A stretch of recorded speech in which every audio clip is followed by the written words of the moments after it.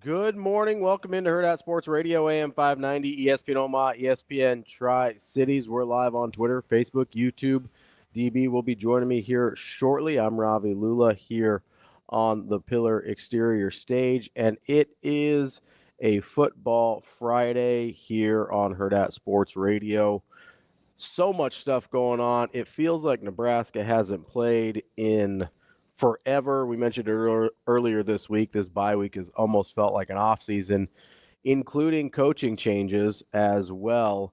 And it is going to be a super interesting weekend, starting off tonight with the Class A semifinals. You've got high school football in all the classes, but Class A semifinals, West Side and Millard South appear to be on a collision course for that state title game, but of course they've got to get through tonight with Omaha North and Kearney respectively. We will get to that later in the show, as we'll of course talk to our guy Mike Sautter, as we always do on Friday. Also coming up on the show this morning, we're going to talk to our guy Tim Verghese from Inside Nebraska. Really good day to have Tim on, as there is a ton of recruiting news, gossip, little tidbits, and it apparently is flipping season. If you didn't hear yesterday, Dawson Merritt, the one-time Alabama commit, has officially flipped to Nebraska. This felt like something that was sort of inevitable at some point, but it just kind of kept dragging out, and you weren't totally sure if it was going to happen. It sort of seemed like he might commit to Nebraska originally, but I think the pull of Alabama was a bit too much. Finally decides to flip to Nebraska.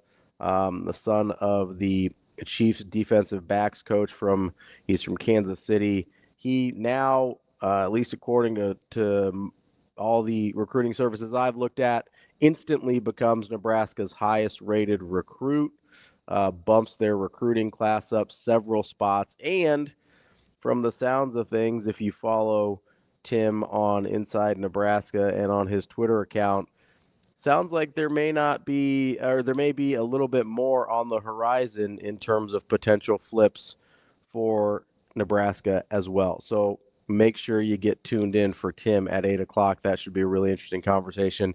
And as you already know, Tim is a terrific knower of ball. So we'll talk about the matchup with USC as well. At 8:45, we'll talk to Jessica Coody of the Huskers Radio Network.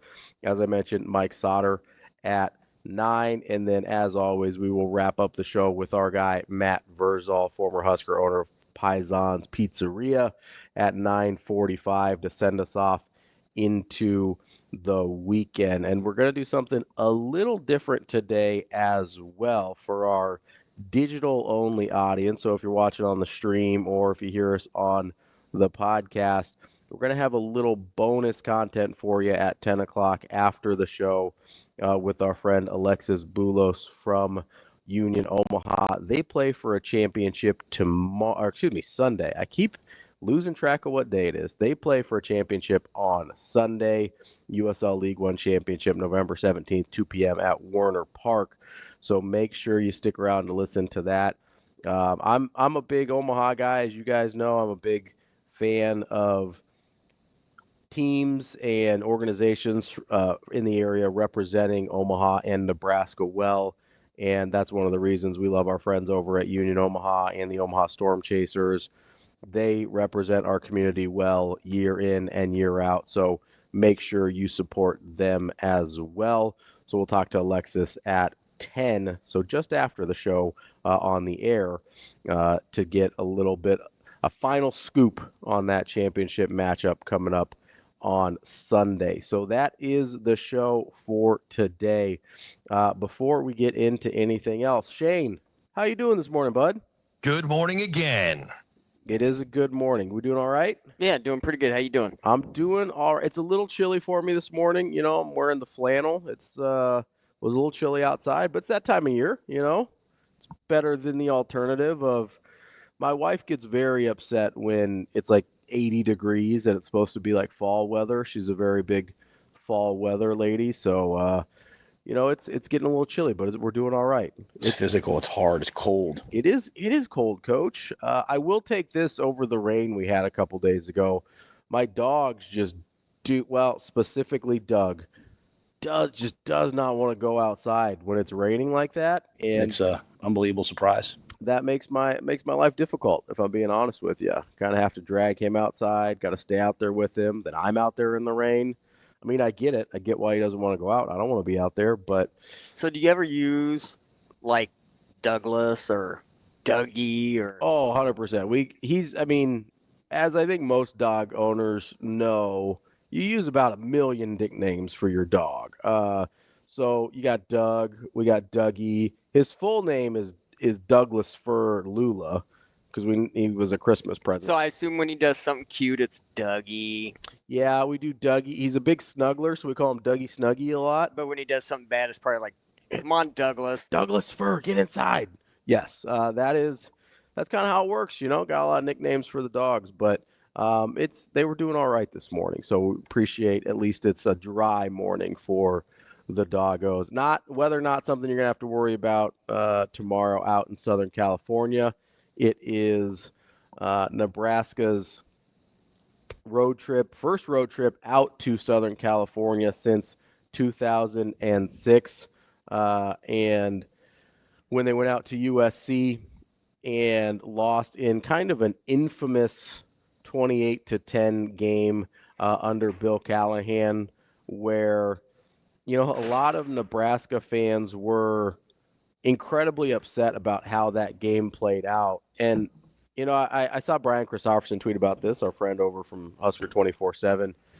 And, looking back at it, the game plan that gave everyone so much consternation against USC back then, I don't think so many of us would have a problem with it today. As we welcome in our friend DB here. What's up, bud? You sound sleepy, man. You good? I'm good. Well, wake your ass up. It's game day. I'm awake. All right, how about that? I think it's just the voice. The voice is a little raggedy this morning. I don't know why. I don't think people would be cool with that today. You don't think so? No, I think they want to win. So I don't. No. What was? No. Because in hindsight, you see what the line is down to? Yes. 7. Yes. I guess 7.5. It's 7. Yeah. I think it's going to come down some more. You think so? Yep. Think we get like a 6.5? I don't know, maybe. But what that tells me is I don't know. There's some movement on. There's got to be some movement on Nebraska. Well, we're just all doomy gloomy, right? We've been like that all week because we've been sidetracked with like the extras. Mm-hmm. And granted, this is unprecedented, but don't look at it. And it's an important extra, to be fair. And it is. It's huge. But so here's the deal. Like, this is what I struggle with. And people aren't wrong. So hear my heart, because sometimes when I give a different vantage point, people feel offended, and I'm like, well, if it's bothering you, then I'm probably talking to you. Mm-hmm. But try your hardest not to look at this from a media standpoint. Okay. Now you're like, well, shoot, man, I talk every day. I'm in the media. Like, what else do you want me to do? Try to look at it through their eyes. It doesn't always have to be negative. It's like, well, this is unprecedented, and when is this going to ever work? And as a CEO or a coach or anybody that's like trying to get through, like a teacher, mm-hmm. right? You don't rest in what always has been. You can kind of feel it. You can know it. You can say, man, it's always been like this. And how is this going to change? And, usually the best form of future behavior or a future performance is past behavior. Mm-hmm. Remember, nobody that is a day-to-day competitor, like, mm-hmm. and not like that has to try to get better every day, thinks like that. So I wouldn't even look at it like, man, it's been a long time since Chuck Fairbanks switched to the wishbone for Switzer at Oklahoma, mm-hmm. right? Because that's really the only thing even close. Yeah, and it was the same person, just different strategy concepts, just a different offense. So and that turned out pretty well. Now, will it take time? Sure. Mm-hmm. Right, but you can pay immediate dividends, because the secret that nobody likes to really talk about and admit, and it can be frustrating at the same time, mm-hmm. right? Nebraska isn't that far away. right? This is like little ticky-tack stuff. Now, has it been over an extended period of time? Sure. Does it extend past Rhule? Sure. But it's not like they're light whatevers away from getting over the hump. You don't talk about this many one-score games and be super far away. Yeah. But we talk about it like we're going to watch Clemson and Alabama, and we're going to see a completely different game. Like, that's cool. Yeah. But you don't. We say it, and it's all those guys. Oh man, did you see how good such and such was? Guess who doesn't think like that? The guys that are out there coaching, and you don't want them to. Right. So when you like that separation when you're critiquing it, I'm asking to have that separation when you're going to try to evaluate it. It can work. When you've competed your whole life, you think anything you do is possible. You do. Yeah. You think anything you. When Buster Douglas beat Mike Tyson, you had to figure out anything can happen in sports. I'm not comparing Douglas beating Tyson to Nebraska winning in Southern Cal. I'm not. Right. But I am saying that's why you compete. Right. Right? Like we think real linearly because of, well, it should be like this. And this historically, well, you have to start somewhere. So that's how coaches think. This has been one of the best weeks in terms of emotions that I think Nebraska has had, this is my opinion, since probably Ohio State. And I would rank those two. I would go Colorado week, Ohio State week, this week. Why? Because they're free. They know. It's cool to say, well, why do they care what we think? Well, then why do you care to say it? Yeah. Right? You want somebody to know what your opinion is. Not like these people exist in a vacuum. They don't. Right? They don't. Like they're people. They hear things. They don't. So it's like the internet's everywhere. I think the fun, fast, free mentality that, like, they're going to go to Southern California and they're going to let it rip. They 100% are going to let it rip. I know clearly what I'm saying. I know it's 7:10 on a Friday. It's before the game, and you can come back and be like, man, DB, you told me. They're going to Southern California to let it rip. So one of the things that I was trying to think about both last night and this morning, and you touched on it there, was I genuinely believe, and this is, I know we talked about the Satterfield thing a lot yesterday, but I genuinely feel like you're right. They're not, even in the areas where we feel like they've really struggled, I don't feel like they're that far away. We know they're not. I mean, you look at the film, you see guys getting open, you see concepts working, and just them not quite being able to execute it, and you go, hey, that's really not that far away. And so I've been trying to come up with an analogy of like, hey, in the rest of life, right? We're like, hey, give it a little bit of a tweak, you get about 10% better, and all of a sudden things look way differently, right? Yeah. The best thing I could come up with, and I'm not a car guy, so Shane, you can rebuke me if I'm wrong here, but I don't know if you've ever had like a spark plug go out on a car. I don't even know what that is. I mean, I know. I don't really know what they do. I don't really know what they do, but I've had one go out before, right? Sure. And it makes your car run super raggedy. It just doesn't work the way it's supposed to. It'll run, but not great. You replace that thing, all of a sudden, boom, pretty small fix. It's like a $3 part or something. If you know where it is, you can do it yourself. It's not hard. I don't know anything about cars, and I've done one. And all of a sudden, your car runs like normal again. That's kind of what I think we're talking about here. This isn't a thing where Nebraska necessarily has to make wholesale changes or anything like that. Like, there's a lot of things, like everything else on the car seems to be working, right? We're just kind of skipping a cylinder when you're trying to accelerate a little bit. I know it. So the rebuttal to that would be, well, one day it's the brakes. Sure. The next day it's the calipers. Sure. But is the engine okay? Is the transmission okay? The next day after that, it's the rotors. Sure. And people are like, well, why don't we just replace the whole brake system? Or the whole car, or what, right? I got a great message on DMs from Andrew. He's out, and he said he enjoys listening to us out in western Nebraska. And he said, at what point do you fast forward to results? He said, that's the trick, right? So if you want to stay with your car analogy, if you're driving and your car has a few hiccups, you have to decide what you want to fix versus when you want to scrap it and go new. And when do you make that decision, right? Yeah. I think for us, typically, it's when we've exhausted all options, or when the expenditures exceed our time or and value. When the car stopped consistently getting you where you need to go. Right. So like that's the result. So this is one I look at this stretch because people always want to extrapolate. Well, what does this mean for the future? You don't worry about the future right now. The future isn't the problem. Problems today. I don't know why people say that. Well, what does this mean long term? Guess what? The long-term culture is in. You will keep getting better players, which we currently just got. I just saw one yesterday. That's not the problem.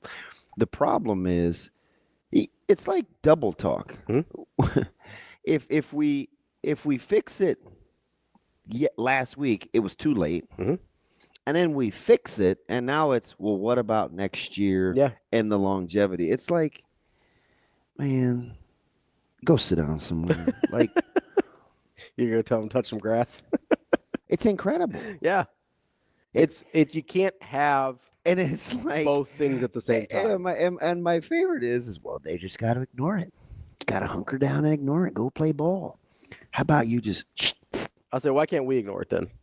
Well, it's just not human nature. I get that, but it's also not human nature for the 18 to 22-year-olds to ignore it either. It's just not. You know what I mean? And I mean, I've tried to talk to these guys like all week. Like you kind of get a feel, right? And what I don't want to do. This is just personal. See, this is just me. This is not what I'm trying to cast on everybody. What I don't want to have happen is I don't want any us versus thems. I'm a big we guy. Yeah. Right? Like we greater than me. You see all the little T-shirts the team's wearing and stuff. We greater. Big we guy. So it'd be pretty cool if you don't have to agree with all 100%, but can we like 75% be all in together? Because that would be really, really powerful. Because we all want the same thing. Yeah, you can have your 20%, 25%. Yeah, it's like, I don't really agree. Because that's healthy. Yeah. That's healthy. You need some constructive disagreement. Yeah, I'm not a socialist. Right? Like, not this morning. Never. That's why my politics are very complicated. I'm not even going to get started. Wait, you like that guy? You like, I mean, listen, man. No, never mind. He'll be like, get him out of here. We got socialist DB up in here. Yeah, not. Remember, I'm the same guy that will tell you, hey, listen, if you don't want to do this, it's okay. It's not for everybody. Yeah. Get up on out you. There's other stuff you can do. Yeah, man. Survival of the fittest, right? But I do want you to come along.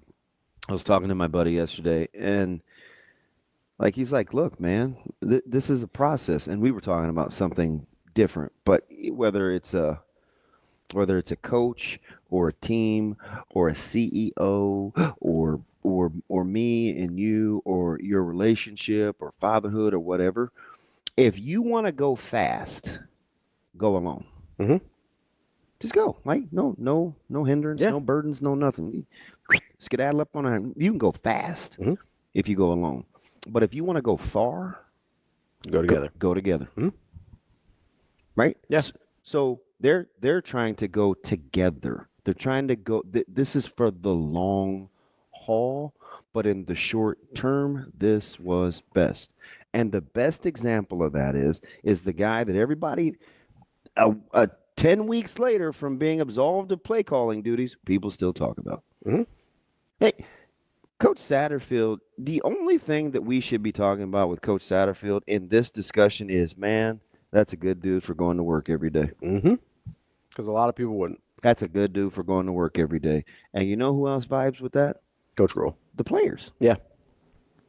I mean, it's the same thing. If I'm a player, and I've been in my fields, and believe me, they got a couple of babies out there. They need to get up on out of there too, right?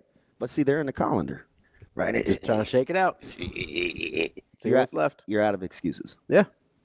Because if you're a former OC, you're out of excuses. Is willing to humble himself. So in that role, you got no. Like, what are you gonna do? Yeah.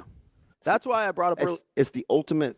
As the ultimate sacrifice. That's why I brought up earlier in the week that if they see Coach Rhule's willing to do something and then they're not, they've got no more excuses, right? He's never asked them to do something they wouldn't do. No. He's made sacrifices. He's let go of people he really cared about. He's demoted people he's really cared about. You know why you can't seek counsel from the less wise? Or people that haven't gone through what you've gone through?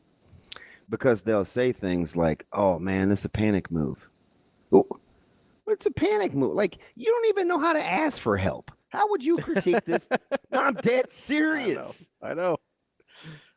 I can't tell you how many times this week I heard, oh, it's a desperation move. I'm like, and it's the same people, like you said, talking it out of both sides of their mouth. It's the same people that if he hadn't done anything would be like, oh, it's a buddy hire. He's never going to do anything. It's incredible, right? So you have to hope that the guys and gals down there that you're rallying for, this sounds crazy, but just think about this for a second. You have to hope that they're the opposite of whatever it is that you want them to be. What do you mean? If you can't win for losing, and it's always something different that they want to change, man, should have made this move a long time ago. Hey, man, stay the course, coach. Oh, man, it took you too long. But wait, I made the change mid-season. Yeah. Just Nobody does that. Just be the opposite, because all we're going to do is we're going to critique be reactionary along the way. Yeah. Right? You're just going to critique it along the way.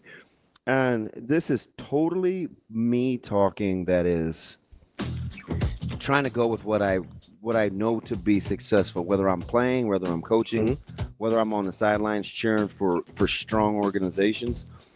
Like, this is what you have to be able to do. I don't want the us versus them, but I do get the individuality of opinions. It's that you have to continually fall in love with what you're doing, where you are, and who you're doing it with to overcome what's going on. That's the key, and they'll be ready when they go to LA.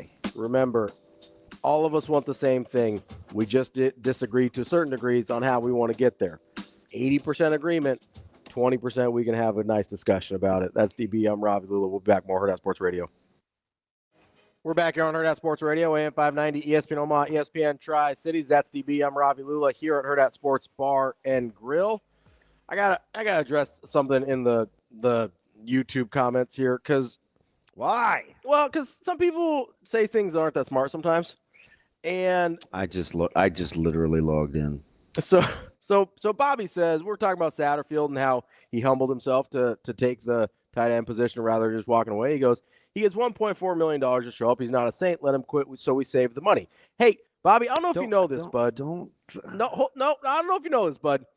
People that have big jobs, their employment status doesn't work the way ours does. Okay? That $1.4 million goes to him whether he works or not. Like, that's why, I mean, Coach Rhule literally said this. He literally said this word for word. He goes, he could have said, fire me and take his money and go home.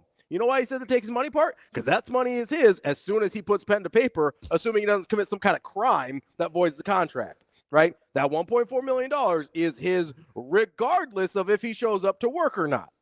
This is not like you're somebody's job at Jiffy Lube or something where you stop showing up to work, they don't pay you anymore. That's not how it works. Hey, can I get my 2 weeks? Yeah, and let's be honest, even in some of those jobs where you don't have a contract and a buyout and some things like that, I'll tell you, in my wife's industry, in culinary, people all the time let their pride get in the way of a paycheck, right?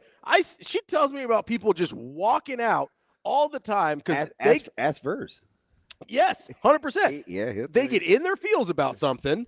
They can't check their ego, and they walk away from their only source of income without a plan, without a buyout, without anything. So don't act like this doesn't happen to people that don't have these contracts. He certainly could have walked away and taken his money and gone home. I don't understand and it's not your money, Bobby. I don't want to lend credence. I didn't see that at first. I'm going to move on from that. But can I just say something? Yeah, go ahead. Why are we so concerned about other people's money? Yeah.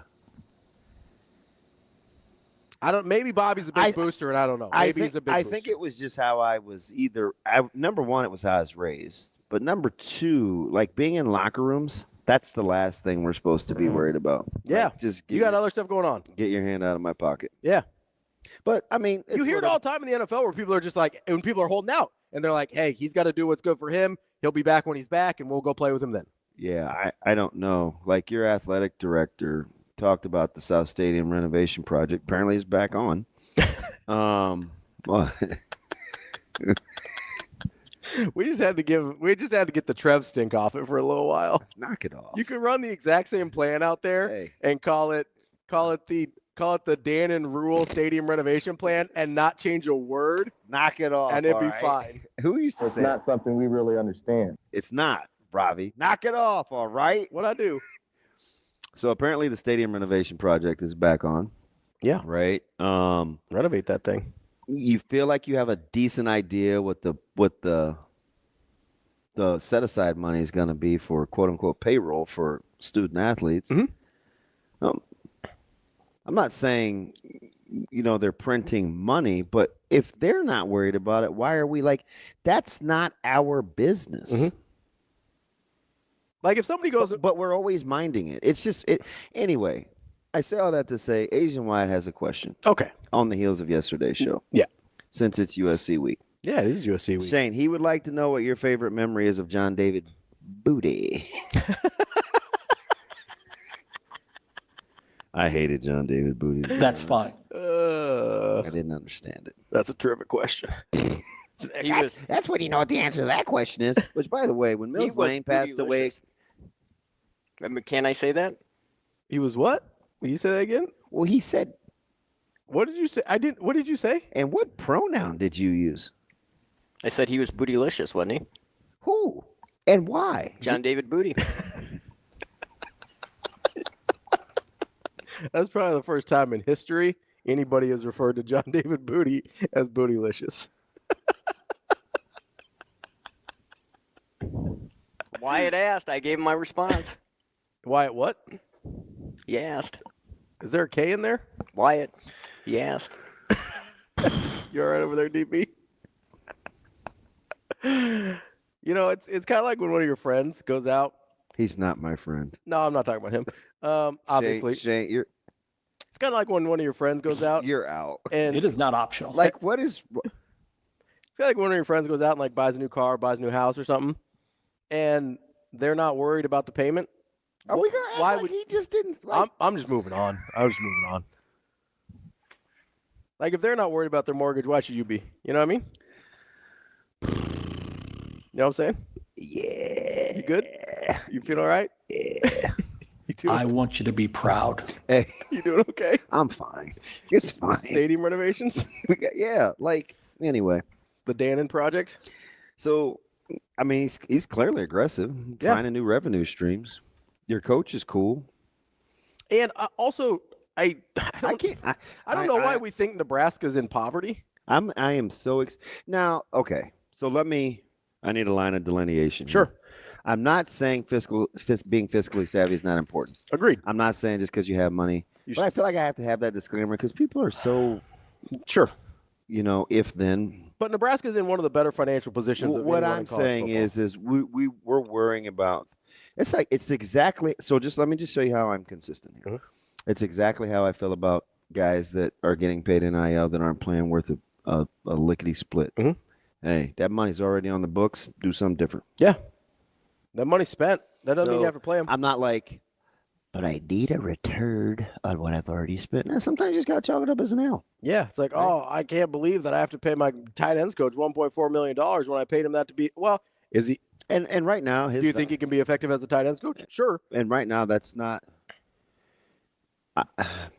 I think him being there and how he is with the players and kind of what he's given in crisis mode, the players. That's important. It's important. Yeah.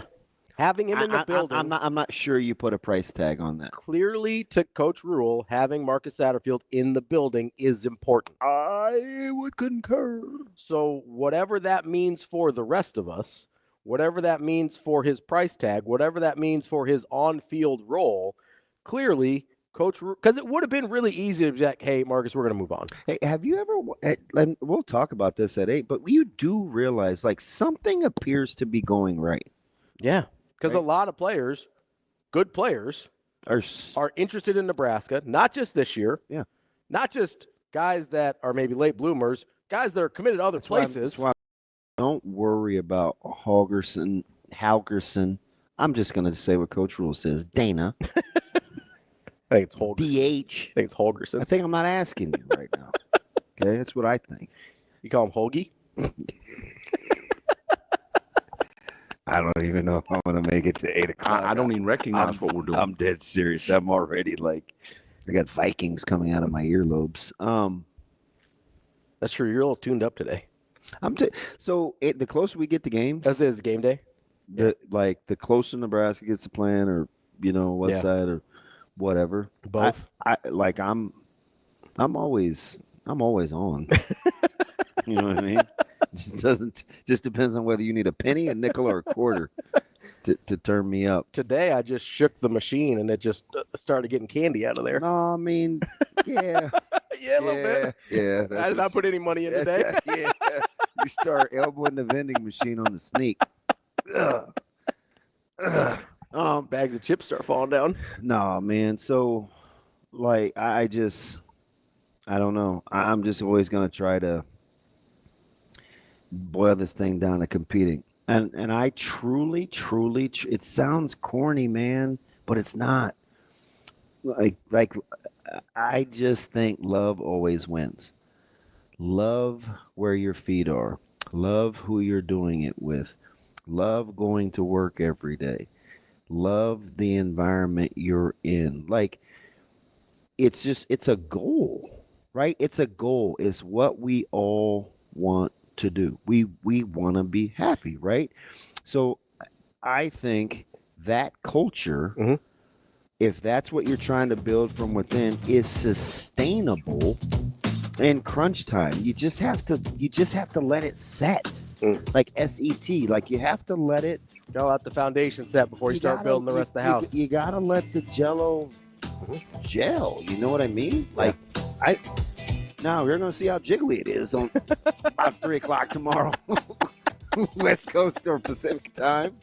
We'll see how jiggly that thing is. But man, it's not an indictment, man. You're trying to play the long game for the rest of this season, if that makes sense. It's essentially become a 3-week season. 100%. We'll be back. More Hurrdat Sports Radio.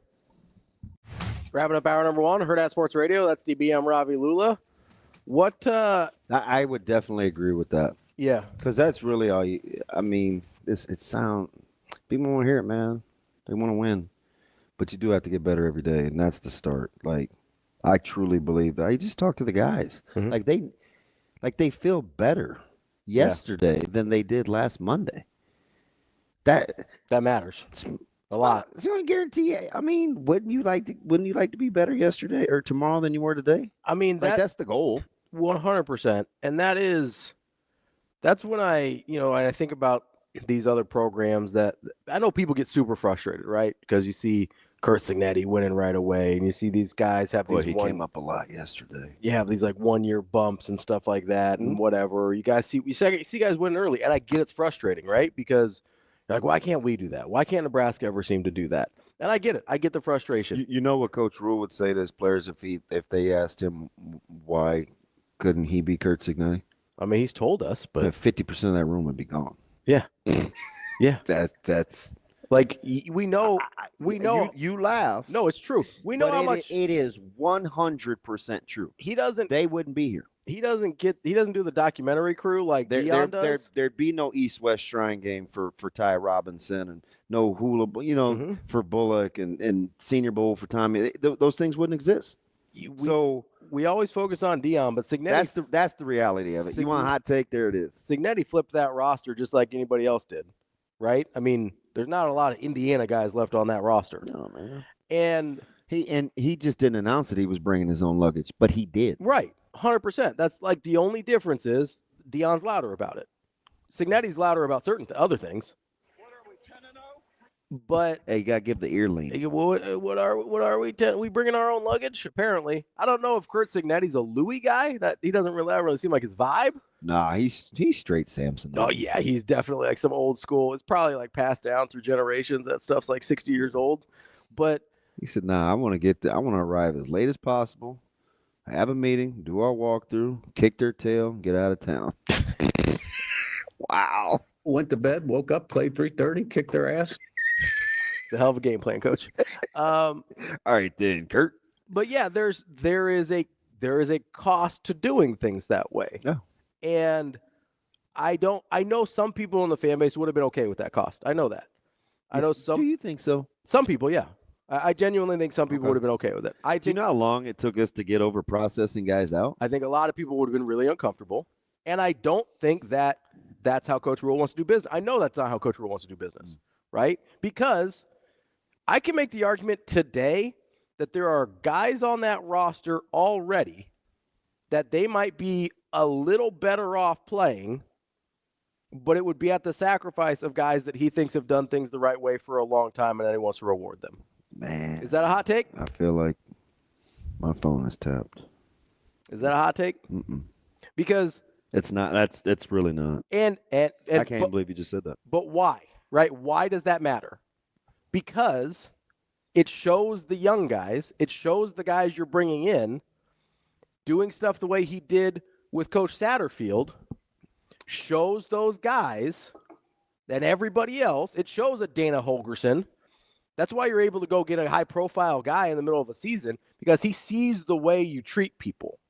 At a certain point, the way you treat people is better for long-term success than winning early, I think. Now, yes, you have to win at some point.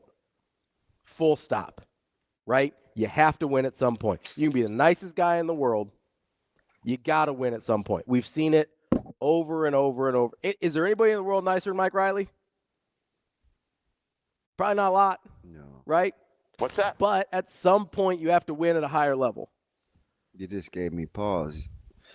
Sorry, I didn't mean to drop something on you there. No, it's fine. It's just the things that I have to manage in my head on a personal level. Sure. 100%. Because you think I don't want the quartet. They call themselves the quartet, right? Donovan Jones, Caleb, Amari Sanders, Braylon Pruitt. Yeah, a little barbershop quartet. And they practice together, the same units. And I think to myself, like in 1 minute, I'm just being honest. Yeah. 1 minute I may say, oh man, play the young guys, let them get cooked. And then I'm like, nah, they're not ready for these guys yet. Let's just hang in there and see what happens. What did we say a couple weeks ago? No, hang on. I do that 15 times a week. Yeah. 15 times a week I think like that. And I have to fight it. And I wrestle. I have some tug of wars. Then I got to settle down. And I have to say to myself, okay, what's the desired outcome? The desired outcome, I think a part of Coach Rhule wants to reward the guys. If he has a character flaw, you guys haven't hit it yet. He's almost too other-centered. Sure. Because there's some things that could be better for him if he did them a little differently. Yep. Oh, 100. What you just said. Yeah. Yeah, I could. Yeah. If he had pulled the ripcord on certain things, there are some things that could be different if he would have made some. But you don't think they'd be a better team if Riley Van Poppel's playing right now? There's a lot of those. That's what I mean. But that's one that's obvious because we've seen him play. But hear what I'm saying though. I'm not saying he's sacrificing wins for his feels. No. What I'm saying is excuse me. He's not trying to go alone, to go fast. And he wants to go far. So far is the key here. So he's taking other people with him. And I think he doesn't just want to win today. He wants to win forever. It's a super fine line. He said that out loud. And I'm just giving it like the analogy. And I think for him, and I said this after Indiana, I said the tough spot for him going into Columbus is I still have some goals ahead of me. I have some assurances for guys. There's no way, Ravi, a coach, we had Van Poppel in my head. Sorry. There's no way a coach, the first thing he says if I press him about players and decisions, will he start talking about postseason opportunities for seniors to have the opportunity to go make money that wouldn't ordinarily have gotten it if he would have pulled the ripcord? 100%. He understands. Like, I can't say that that's the part we're missing. So here's what I think he's willing to sacrifice. So the balance is, who am I at my core, and what am I willing to compromise? Who am I at my core, and what am I willing to compromise? What am I willing to compromise that doesn't compromise my core? But you don't even need to get that far. Just who am I at my core, and what am I willing to compromise? Because everybody has to compromise something. Some people compromise what they're about. He's not trying to get there fast. If he wanted to get there fast, he would go alone. We wouldn't have seen half the roster come back. It just that was the balance, man. And he's said this to us out loud. He said those guys were loyal to him. He's trying to build something sustainable. He literally said I think this is almost an exact quote. I want to be able to win here forever. Right? That's what he's willing to. He's not willing to sacrifice wins now for people's feelings or anything like that. He's willing to sacrifice wins now for wins forever. And I also think there's one more thing he's willing to sacrifice for. He's not willing, I don't think, to try and... I don't know if he's linearly making a conscious effort to not get a win. Oh, I agree. I think he thinks the guys that are there now are good enough to get... Yeah. See, the thing about... Yes. Because if they weren't... The thing about stretching this thing out as long as it went this season is because the defense was pretty capable. Yeah. So it gave them a chance. Yeah. Right? Yeah. I'm not saying he doesn't think he can win with the guys he has now. I think he understands that there was another way where he maybe could have won faster. But I also think he's not willing to sacrifice. We've heard him talk about the future, guys' future all the time. He's not willing to sacrifice guys' futures. Why do you think he has young guy practices in the middle of getting ready for games? Yeah. But even like the old guys, right? He could pull the ripcord on some of these old guys that have a chance to play professional football because they are good, by the way. Yeah. And that would damage them in the future. And guess what? Maybe that hurts you now, maybe it doesn't. But you know what it does? It certainly helps you down the line with everybody else in the room that sees that. Yeah. Coming up next, we're going to talk to our guy, Tim Verghese. There's a lot going on, not just with Nebraska USC, but also on the recruiting trail. We will talk to Tim coming up next here on Hurrdat Sports Radio. Kicking off hour number 2 here on Hurrdat Sports Radio, AM 590, ESPN Omaha, ESPN Tri-Cities. We're live on Twitter, Facebook, YouTube, and we're joined now by our friend Tim Verghese from inside Nebraska. Buffering, maybe. There he is. Tim, how you doing this morning? Hey, not too bad. How about y'all? EB, what's up, buddy? I feel like I just saw you. Oh, wait, I did. What's going on, my man? Hey, not too much. Not too much. Good luck to y'all tonight. How are y'all feeling? Good, right?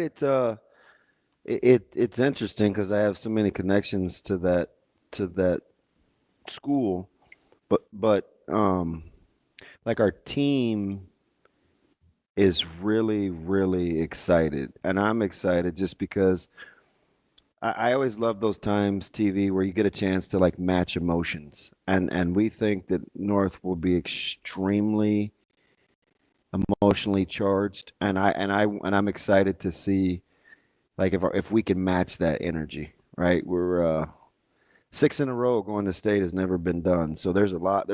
It's a lot, man. It's a lot, and I think the team that manages their emotions tonight will be the team that wins. For sure, yeah. And I wrote it last week, and I don't know if you saw it, but after seeing y'all last week, and because I saw y'all at the beginning of the year, I've been checking in throughout the year, but after seeing y'all last week and the way the offense runs, like I know people out there don't think anyone's got a shot against Millard South, but I think y'all control games a lot better than they do, just in terms of controlling flow offensively and keeping teams away from the football. I think y'all do a really good job of that. And I think like y'all have a better shot than I think most people are giving you. Yeah. Should y'all make it to the next stage? Yeah, I respect that, and I mean, obviously, Kearney's going to have some say about that, and Millard South is going to have some say about that, and North will. But I do think, Tim, if we get to that point, the one thing that I've said all year that I believe, because I know I'm not going to say they're better than us, but they Super talented squad. I mean, yeah, hyper they're talented. Sure, they're better than we are. But I've asked all year for just a chance. We just want the chance, right? Like, just give us the opportunity. If we get our heads beat in or whatever, like, fine. But we want the shot at it, and so, we'll see what happens. Kearney's not going to lay down, and Coach Cool is really good with part twos, like rewinds. But Millard South is so goddamn explosive. Yeah, like they're the one team, Tim, that I've seen that even if you play harder longer than them, might not matter. They still can win. Yeah. So it's they can score so quick. They can. Yeah. Unbelievable, right? It kind of avalanches on you pretty quickly. So anyway, I'm wishing that it's gonna be a good night for all the classes. There's some tough matchups. There's a doozy with Central City and Sydney that I would like to see. Wahoo's got a big one with surprise Auburn. Mm-hmm. Talk about controlling tempo. I wonder if Auburn can keep the ball long enough. Yeah. And then I want to watch Scott Seward. Two good quarterbacks in that one, Tim. Scott and Seward. You got to check out Haas and Van Dyke. These guys are they're really good. Yeah, I'll give them a look. I'm excited. Yeah, I'm staying home tonight. Kind of just going to watch as much as I can here and down in Texas because it's full on playoff season. So I'm excited to just follow everything at home too. Home of Phelps Field. Tim, speaking of Texas, I know you were putting out some. I think you call them your Tim bits over on Inside Nebraska over there. Was good.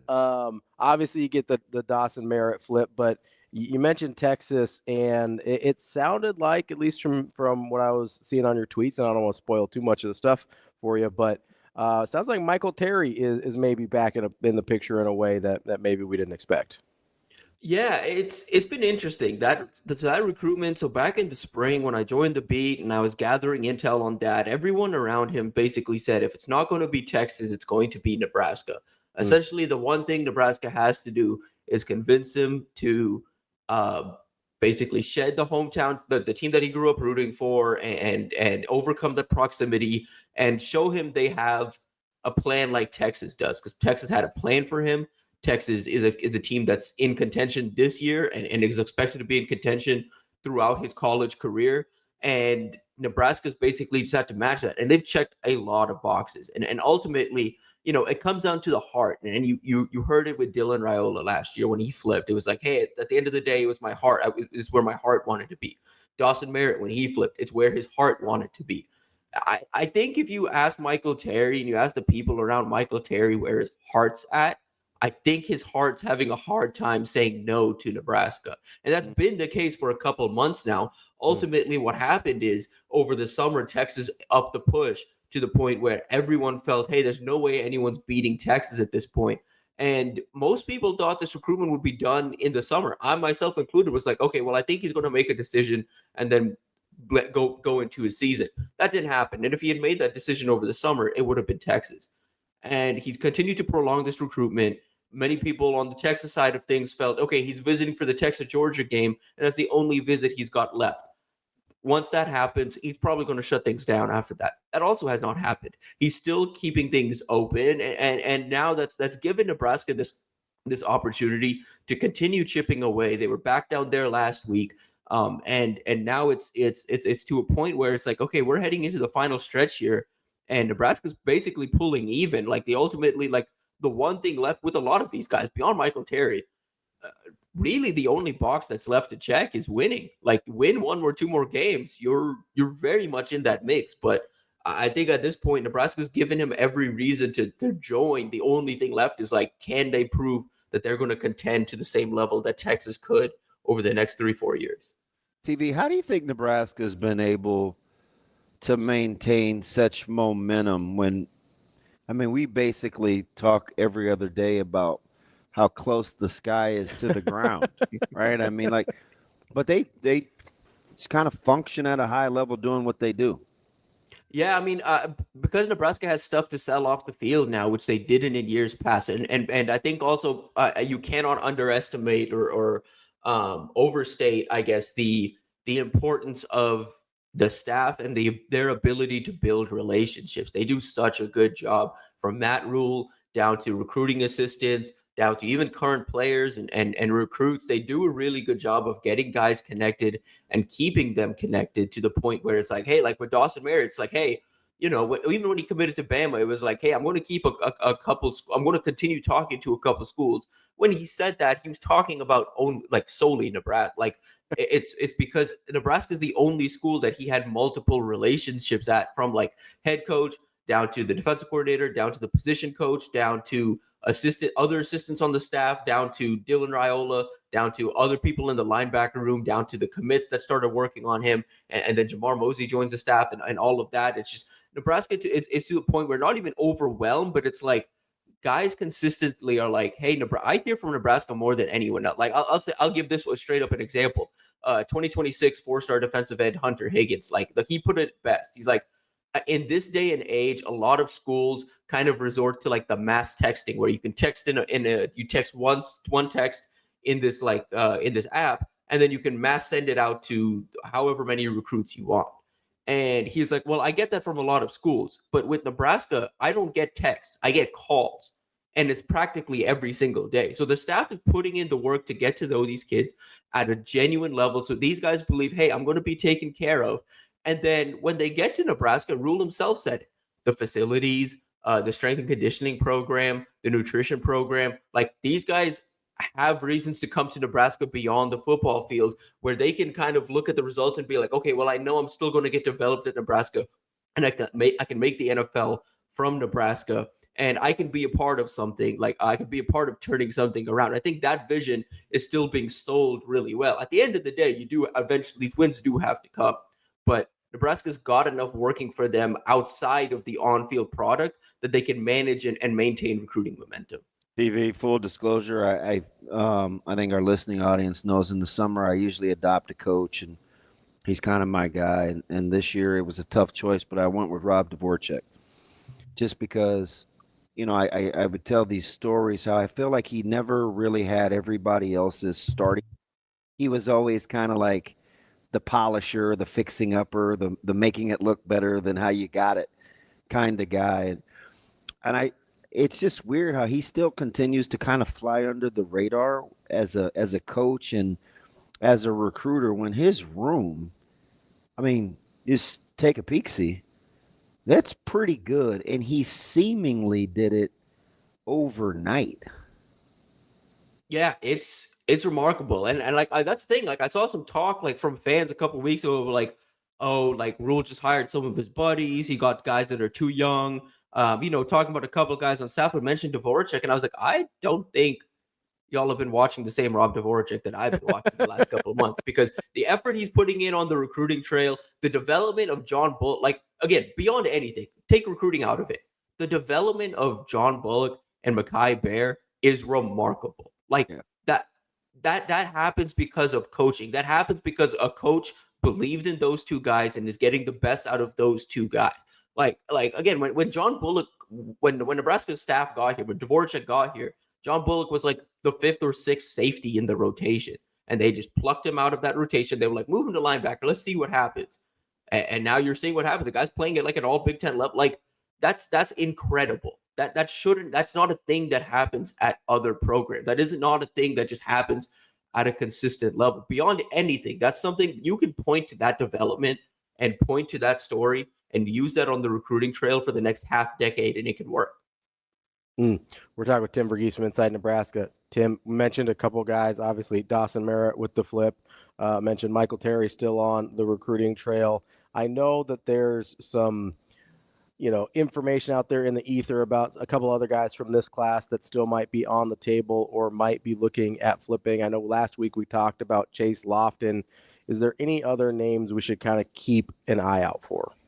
Yeah, there's a couple. I mean, one, to keep an eye on the receiver side of things, keep an eye on Jordan Allen. There's people close to him that don't believe he's going to stick with his Louisville commitment, but he did make an OV to Georgia Tech. last weekend. I'd say Georgia Tech's a favorite right now. If Nebraska can get him in town for that Wisconsin game, I think they've got a real shot. That's one to keep an eye on. That's obviously he plays at Buford, played with Dillon last year, plays with Dayton this year. That's a big one. Aiden Manate, the safety out of Hawaii. That's a guy the staff loves. Like that's a guy they think is a day one contributor at safety or corner. You go back and watch his film over the last 2 years. He's played St. John Bosco. He's played Mater Dei. He's played Bishop Gorman, and he's held his own. He's not only held his own, he's kind of dominated in coverage. I think his performance against Mater Dei as a junior is one of the better individual game performances I've seen from a DB in a good bit. He's a ball player, and he committed to Cal over Nebraska over the summer. NIL, Cal made a late NIL surge, but Nebraska stayed consistent. Donovan Raiola went out to Hawaii last week, mainly to see Houston Torres, their 3-star center commit, but also stopped by to see Aiden, and I think those two things have Nebraska trending. People at least close to him don't believe he's going to end up signing with Cal, so I'd keep an eye on Nebraska there as well. Those are the two big ones. Chase Lofton, obviously, as well. Like that one, just wherever the wind blows at this point. Like I feel like a Texas A&M visit could happen, a Florida State visit could happen.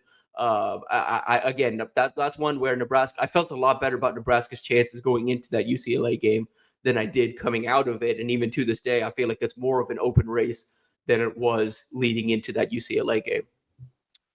Tim, for Nebraska in terms of like tomorrow, is there anything that you think has to happen or a way that you want it to look that influences recruiting west of the Rockies? Because it's kind of a thing, but it's not really a thing. As it relates to recruiting, how does a game like this rank? Yeah, it's important. I think just in the sense that these are still two national brands that players coast to coast are paying attention to. I mean, Nebraska is going to have two targets in 2026. Basically seeing them in person. Brandon Arrington, the 4-star athlete out of California, and then Sean Alston, a 4-star running back out of Ohio. Both of those guys are going to be on the opposite sideline, obviously coming in to visit USC, but both have Nebraska offers. Both are interested in Nebraska, and a good performance in person, can go a long ways for Nebraska. I mean, I can say this, like when Nebraska went to go play Ohio State, Trey Taylor, 2027 4-star quarterback, was visiting Ohio State at the time. It was his second time seeing Nebraska. He's going to be back next week for the Wisconsin game, but he was impressed with the way Nebraska played against Ohio State. The fact that they held their own and kept that game competitive, that meant a lot to him. And I think the same thing, if Nebraska could do the same thing to USC and even come out with a win, show some offensive improvement, it can go a long way, not with just the guys in the building, but the people that are watching on TV. Because again, like those are two national brands, players coast to coast are going to be watching, even though these are two teams that, aren't necessarily having the best seasons per se. But again, these are recognizable brands. These are brands that, do a good job recruiting.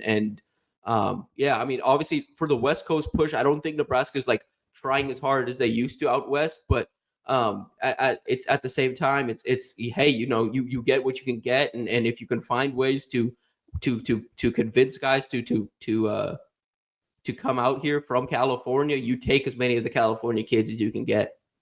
Tim, have you heard at all? I know it's only been, a week and a half, whatever. Have you heard any recruits, commits, anybody talk about the Dana Holgorsen kind of impact on that side of things? I know we're talking about the offense a lot, but I have to imagine, at least for offensive-minded guys, that they're at least thinking about that with Nebraska now in a different way. Yeah, I mean, more than anything, I think everyone just wants to see what it looks like. Like again, like it's like you want to go out there, you want to see, just a better structured offense. And again, I don't know how I don't think we're going to see a brand new offense by any means. I think we're going to see just like better sequencing of plays, better game script, things like that, and a more like, I think a conjoined offensive plan. And I think that's what everyone's really looking for. Everyone, I think, is in wait and see mode just to see what this looks like. I think Dana's resume speaks for itself. Some of what he does on and off the field speaks for itself. And so ultimately, I think it's just going to come down to performance. And I wouldn't be surprised, though, like, hey, they have a good performance this weekend. You see recruits buzzing about kind of what Dana can bring and what they can do in Dana's offense. Tim, do you have kind of a feel on what you expect to see? One of my main things or takeaways from this is Nebraska's got to try to make USC one-handed. I don't want them to get, Marks and those guys going on the ground. What you think? Where do you see Nebraska being able to kind of manage the line of scrimmages?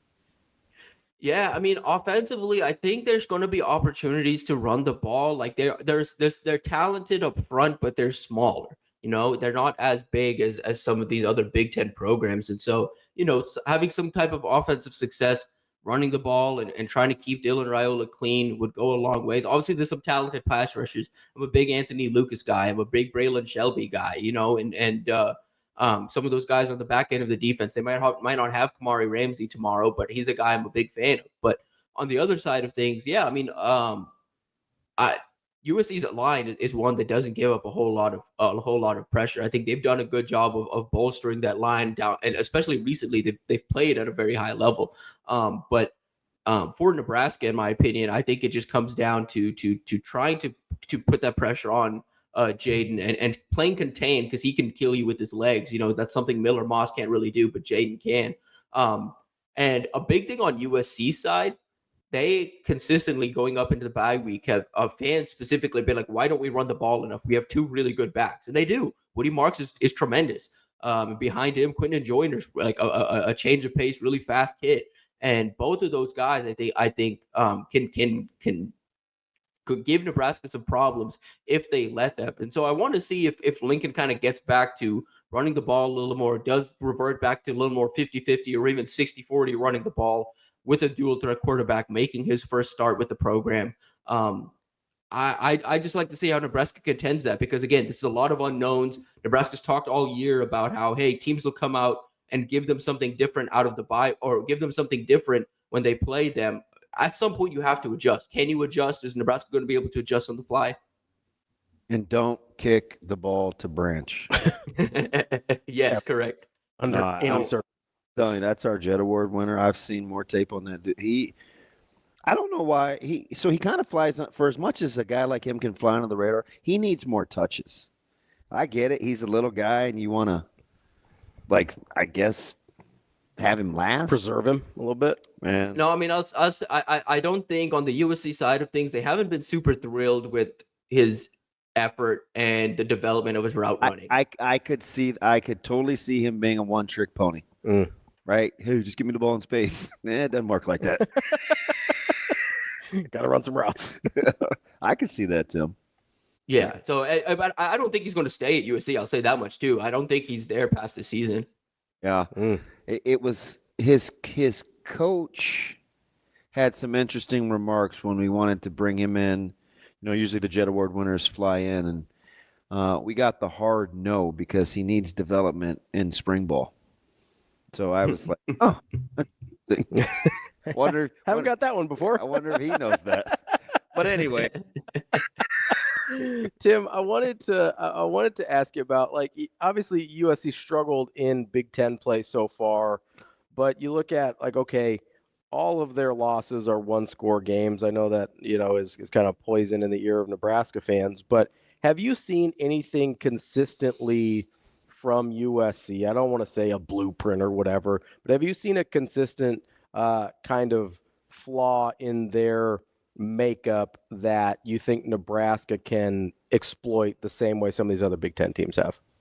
Yeah, I mean, they're soft and they kind of collapse late in games, they can't put up a fight late in games, and that's Lincoln Riley teams. That's the Lincoln Riley identity, unfortunately. And I thought that would maybe shift a little bit with the new defensive staff, but it's kind of continued. And I think that's where Nebraska wants to be the more physical team. Be the more physical team. You have the opportunity to be that. You want to win the turnover battle. You have that opportunity. This is a team that's going to give you opportunities to win this game, because they are again, I don't think they're the most mentally tough team around, and you see that when they face pressure, when they face adversity, they aren't the toughest team, and that's the formula. I mean, they're very talented. Again, don't get me wrong, when you're talking Jimmys and Joes, they've got the Jimmys and Joes in every single department, and it comes down to mentality, it comes down to coaching aggressiveness, and They look disjointed. Yes. Yes. You know, it's like, they don't. And that's what I do wonder about it on the defensive side specifically, where like you're seeing it with Nebraska a little bit, where you bring in a new DB's coach, he's got a new identity or a new idea, and sometimes you see the front is a little disjointed from the back.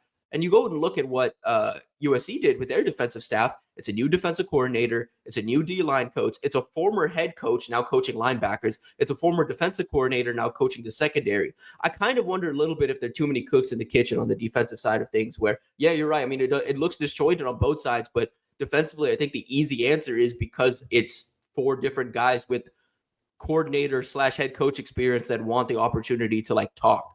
Hey, how many calls do you think Lynn broke off to Malo over to see what's going on? And it's like, hey, this is your crosstown rival, but you used to work for me. What do you got? 0 blitz, Lynn. 0 blitz. Bad news, bud. We got the air raid now. Good luck. Tim, appreciate the time as always. We'll talk to you again next week. Thanks, TV. All right, we talk soon. Coming up next, we got more Hurrdat Sports Radio, AM 590, ESPN Omaha, ESPN Tri-Cities. Halfway through the show here on Hurrdat Sports Radio, AM 590, ESPN Omaha, ESPN Tri-Cities. Before we get to Hitting the Road, brought to you by MH Hospitality, we got a phone call. I think I might know who this guy is on the Hurrdat hotline. We've got DJ waiting to talk to us. DJ, what's going on, man? Ravi, how are you, my man? Oh, there it is. I thought it was you. What's up, buddy? Wow, this is going to be interesting. Dr. Rezac, how we doing, buddy? Super good and getting better, man. I'll tell you what. If I was any better, I'd be twins. Oh, what's going on this morning, man? What's on your mind? Besides game day, man. Are you hype already? Right? Yeah, I'm always hyped. I'm always up. It's exciting. Yeah. But I wanted to call because I was thinking about this when you guys were talking, and like I just believe in the power of belief, right? And I think like there's a missed opportunity for Nebraska fans to actually, and DB, you know this because we talk about it a lot. Like when other people are for you, you can feel it, right? Yeah. And I think here's the thing. I don't think Nebraska fans are wrong because they've filled the stadium for 20 years. They've shelled out the dough. They're traveling in droves to LA Coliseum. That's beautiful, and I love that. And they could help, I think, Coach Rhule and the team by getting behind in that power of belief. I think sometimes we become too transactional and there's cutout, right? You know this. I'm part of a big Italian family. It's like the mafia, that cutout is normal, right? I mean, like one day Uncle Tony's at your communion and the next day no one's talking to him, right? But that has a feel to it. And I think players can kind of sense that and feel that. And I love Nebraska. Like I still, I mean, the coach who's no longer calling plays, was the guy that said my son wasn't good enough. And I get that, but I'm still a Nebraska fan. And I love Nebraska. I've loved Nebraska for 25 years. Yeah. I don't get to follow it as much because I'm doing it, 500 miles away now. But I just think the power of the state of Nebraska and the fans, if we could feel like that they would give them time to get this right, it makes, that's why there's no place like Nebraska. DJ, let me ask you something while I got you, because I don't ever remember talking to you on the phone on the show before, so I'm going to take advantage of this little bit of time. How fine a line is it for you, right? You run a business, head of a household, you have to make decisions where you don't want to you want to let the process play out, even though you may have a feel that you see the end coming. Like what's kind of the balance there when you're trying to develop a culture?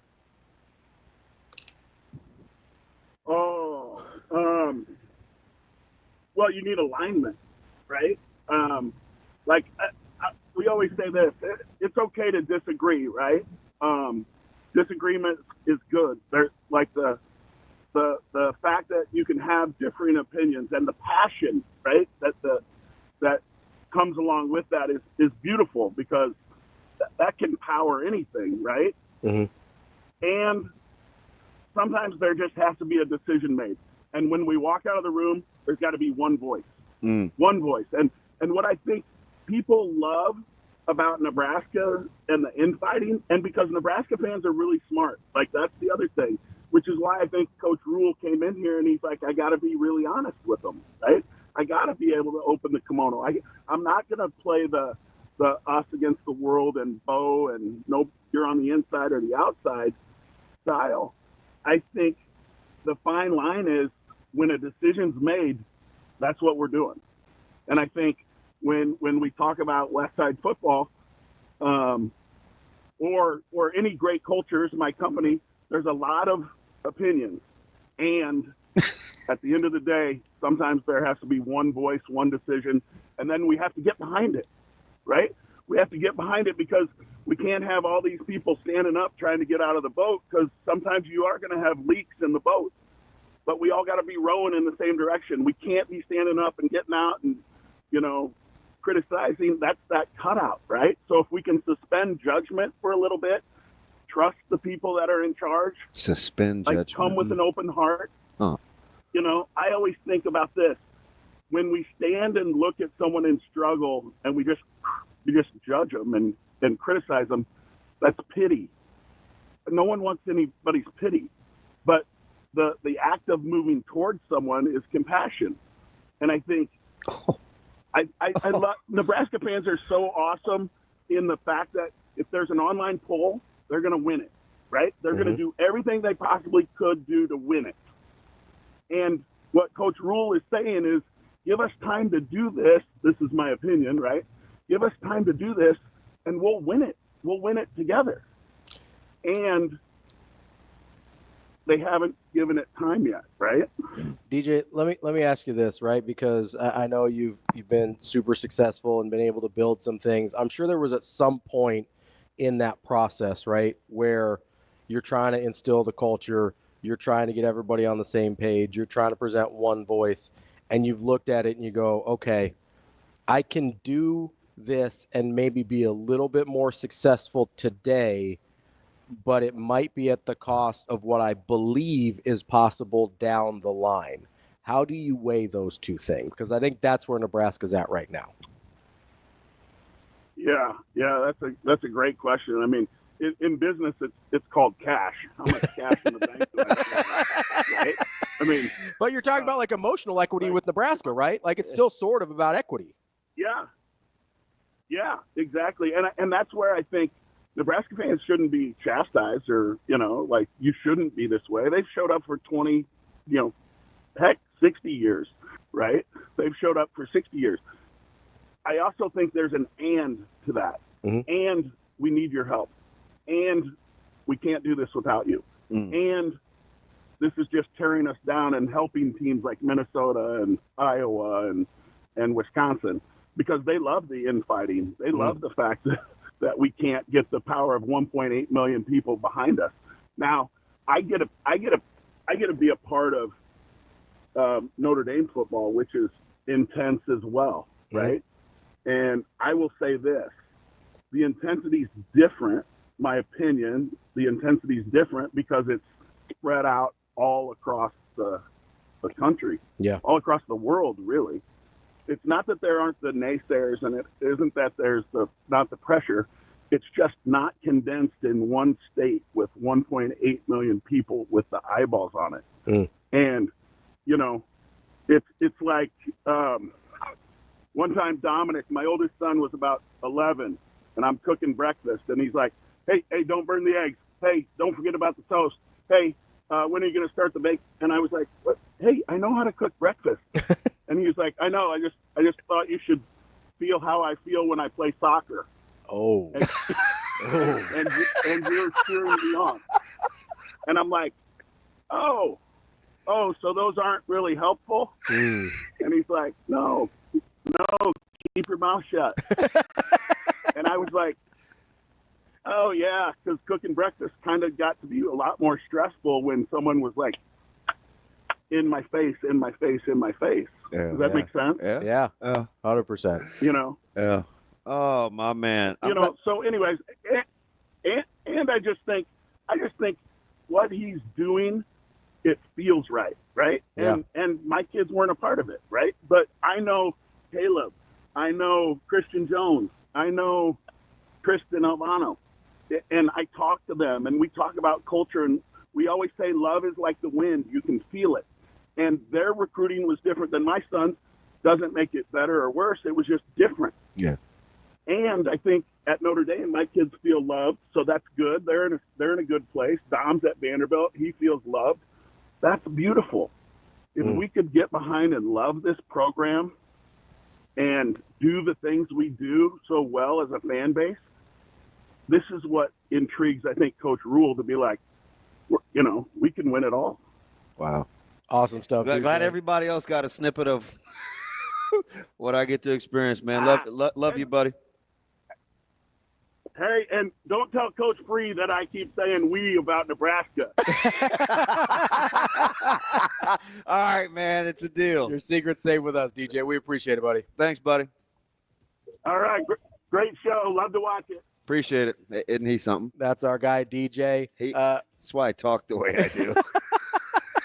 So that's why you gained some emotional maturity. I get it. Dude, it's we didn't quite get to hitting the road with MH Hospitality, but that was great stuff. We will definitely hit on some Nebraska USC stuff as the Huskers hit the road later in the show. But make sure you get out to mhhospitality.net to see how you can stay once and create memories forever.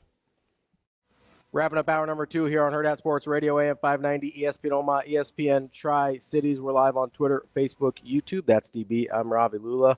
We're here at Hurrdat Sports Bar and Grill while we are efforting Jessica Coody from the Husker she's Radio Sports Network. She's never late. What is going on? Want to remind you as we wait for Jessica that you can come here next week, hang out with us. It's your last chance for the live breakfast this year. Will be a week from today prior to the Wisconsin game. You can come out here, get some breakfast, get some cocktails, and get a chance to win some tickets and a parking pass, which honestly is the most appealing part to me. Need one of them parking passes. Well, you need a compass. Dude, I do, man. I'm terrible getting around that stadium. It's hectic down there. Parking pass would help me out a lot, but you'll get one if you come here and register. You have a chance to win one from our friends at Tickets for Less. Make sure you get to Eventbrite and register for that breakfast. Reserve your spot. We are joined now by our friend Jessica Coody from the Husker Radio Network. What's up, Jessica? How's it going, guys? Thanks for not making me go in the first hour today. I'm not really the most early bird that you've ever met. That's all Shane's fault. I'm going to be honest with you. So here's the deal. Since you're always gatekeeping my time, how were you a couple of minutes late? That is very un-JC-like. Me? I'm late? Well, I mean, we're just kind of ready to go to you. I know you'd be traumatized, so I don't want to hurt you. No, Jess, you were on time. It was perfect. You're good. Yeah. I feel like because there are times that you call me before 8 o'clock in the morning that it really puts me on a bad start to the day. So, wow. No, I'm kidding. Jessica, how's your day start? You call me sometimes on your way to work. I'm like, are you kidding me right now? It's important. Are you kidding me? He's calling you like 6:30 in the morning? A couple he times. has before, yeah. Yeah. Oof. Yeah. Well, One time I didn't know where we were going. It was the last road trip, and you were trying to figure out what time to be on the plane or something, and I was like, we're already starting? We're already starting. Okay. I'm glad I'm not the only one that has to babysit him when he's around. It's a dual team effort between Ben and myself on the road. Yeah. And so I do joke. I need your kind of like, come on, like the prodding, and B-Mac's like, look, man, let's go.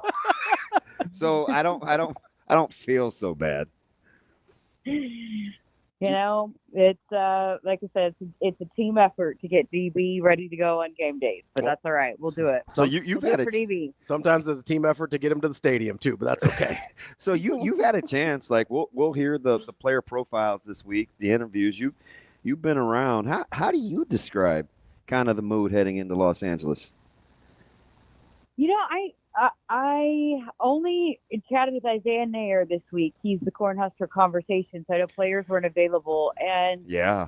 he's obviously a big piece. And I liked how he approached it and just the things that he was saying. But he is a pro and does handle things very well.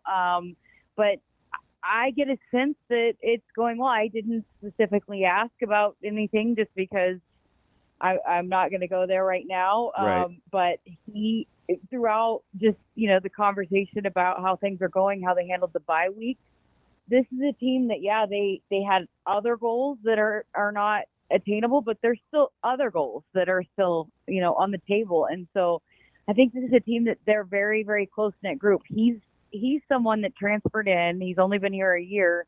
And he told me his favorite thing about Nebraska, and he doesn't regret it for a second, his decision is just how tight-knit that locker room is and just the relationships that he's been able to build. So I think when you have that, it allows for you to navigate a big change like this a little bit easier than in other places where you don't have those bonds and relationships. And it sounds cliche, but I really truly believe that this is a team that is in it together. And so I think about all the things that some of those older guys have had to navigate through together. So I don't think this is anything bigger than some of the other things that they've had to go through together during their time as Huskers. But I think this is a group that'll rally and they'll, figure it out. Obviously, I don't think it's going to be smooth sailing, completely what Dana Holgorsen, his offense looks like. I think there's going to be some adjustments along the way, but I think it's a team that's bought in. It's hungry. They want to be good. They want to score the football. They want to be able to execute in the red zone. So I think whatever it takes to get there, they're more than willing to. Whatever Coach Rhule says, hey, let's do it. Let's figure it out, and let's be better. Jessica, do you think that's kind of an underrated part of this whole storyline? What we talked about there, whether it's the close-knit locker room or the kind of the culture that Coach Rhule's set in place. It seems like he's been constantly trying to prepare these guys to be able to thrive in chaos, not knowing necessarily what that chaos would be. And then all of a sudden they're in this situation and they've been preparing for it without even necessarily realizing it. Yeah, I mean, I think that's fair. I think they, again, I think that this is a group, every player that I've sat down with over the course of 2 years, really, that, you talk about the Verghese Bufords, the Ty Robinsons, the Nash Makers, all of these guys that they wholeheartedly, full-on believe in the direction that Coach Rhule is taking this program. And so I think when he makes a decision, they're like, okay, let's do it, and especially I think just for the offensive players, I think for as much as they really like Satterfield, and again, this is just my opinion here, I think they also realized that things weren't working, and that Coach Rhule got up there and said it. Look, I think it needed to change, and I've got a guy that I really believe can help with that change. And Dana Holgorsen's resume speaks for itself. I had a chance when I was at Oklahoma. He was at Oklahoma State for a couple years. Then he went to West Virginia, where they just lit up the scoreboard. Even Houston offenses, the proof is in the pudding with Dana Holgorsen. So I think if you're an offensive player, you want to be able to produce, right? And I think there's no doubt about it that Dana Holgorsen's system and offenses can produce. So I think everybody, realizes that, hey, we want to win at least one more game. We want to win out. We want to win 3 more games, but we want to go 1-0 this week. What's the best opportunity to go 1-0 this week is to make some tweaks to the offenses. You have some interesting perspective with your Oklahoma background and Lincoln Riley. Who do you think whose personality do you think is better built to handle the last couple of bye weeks? Would you rather be at Southern Cal or the capital city if you kind of had to handle the fan bases, knowing both coaches' temperaments pretty well? Coach Rhule. Right? It kind of seems like that, doesn't it? Yeah, I mean, here's the thing. Lincoln Riley hasn't faced much adversity, though. He hasn't been one that's had to really battle through some of these situations where a fan base is completely, and I wouldn't say Nebraska fan base is turned by any means, but USC's fan base, they're starting to turn on Lincoln Riley.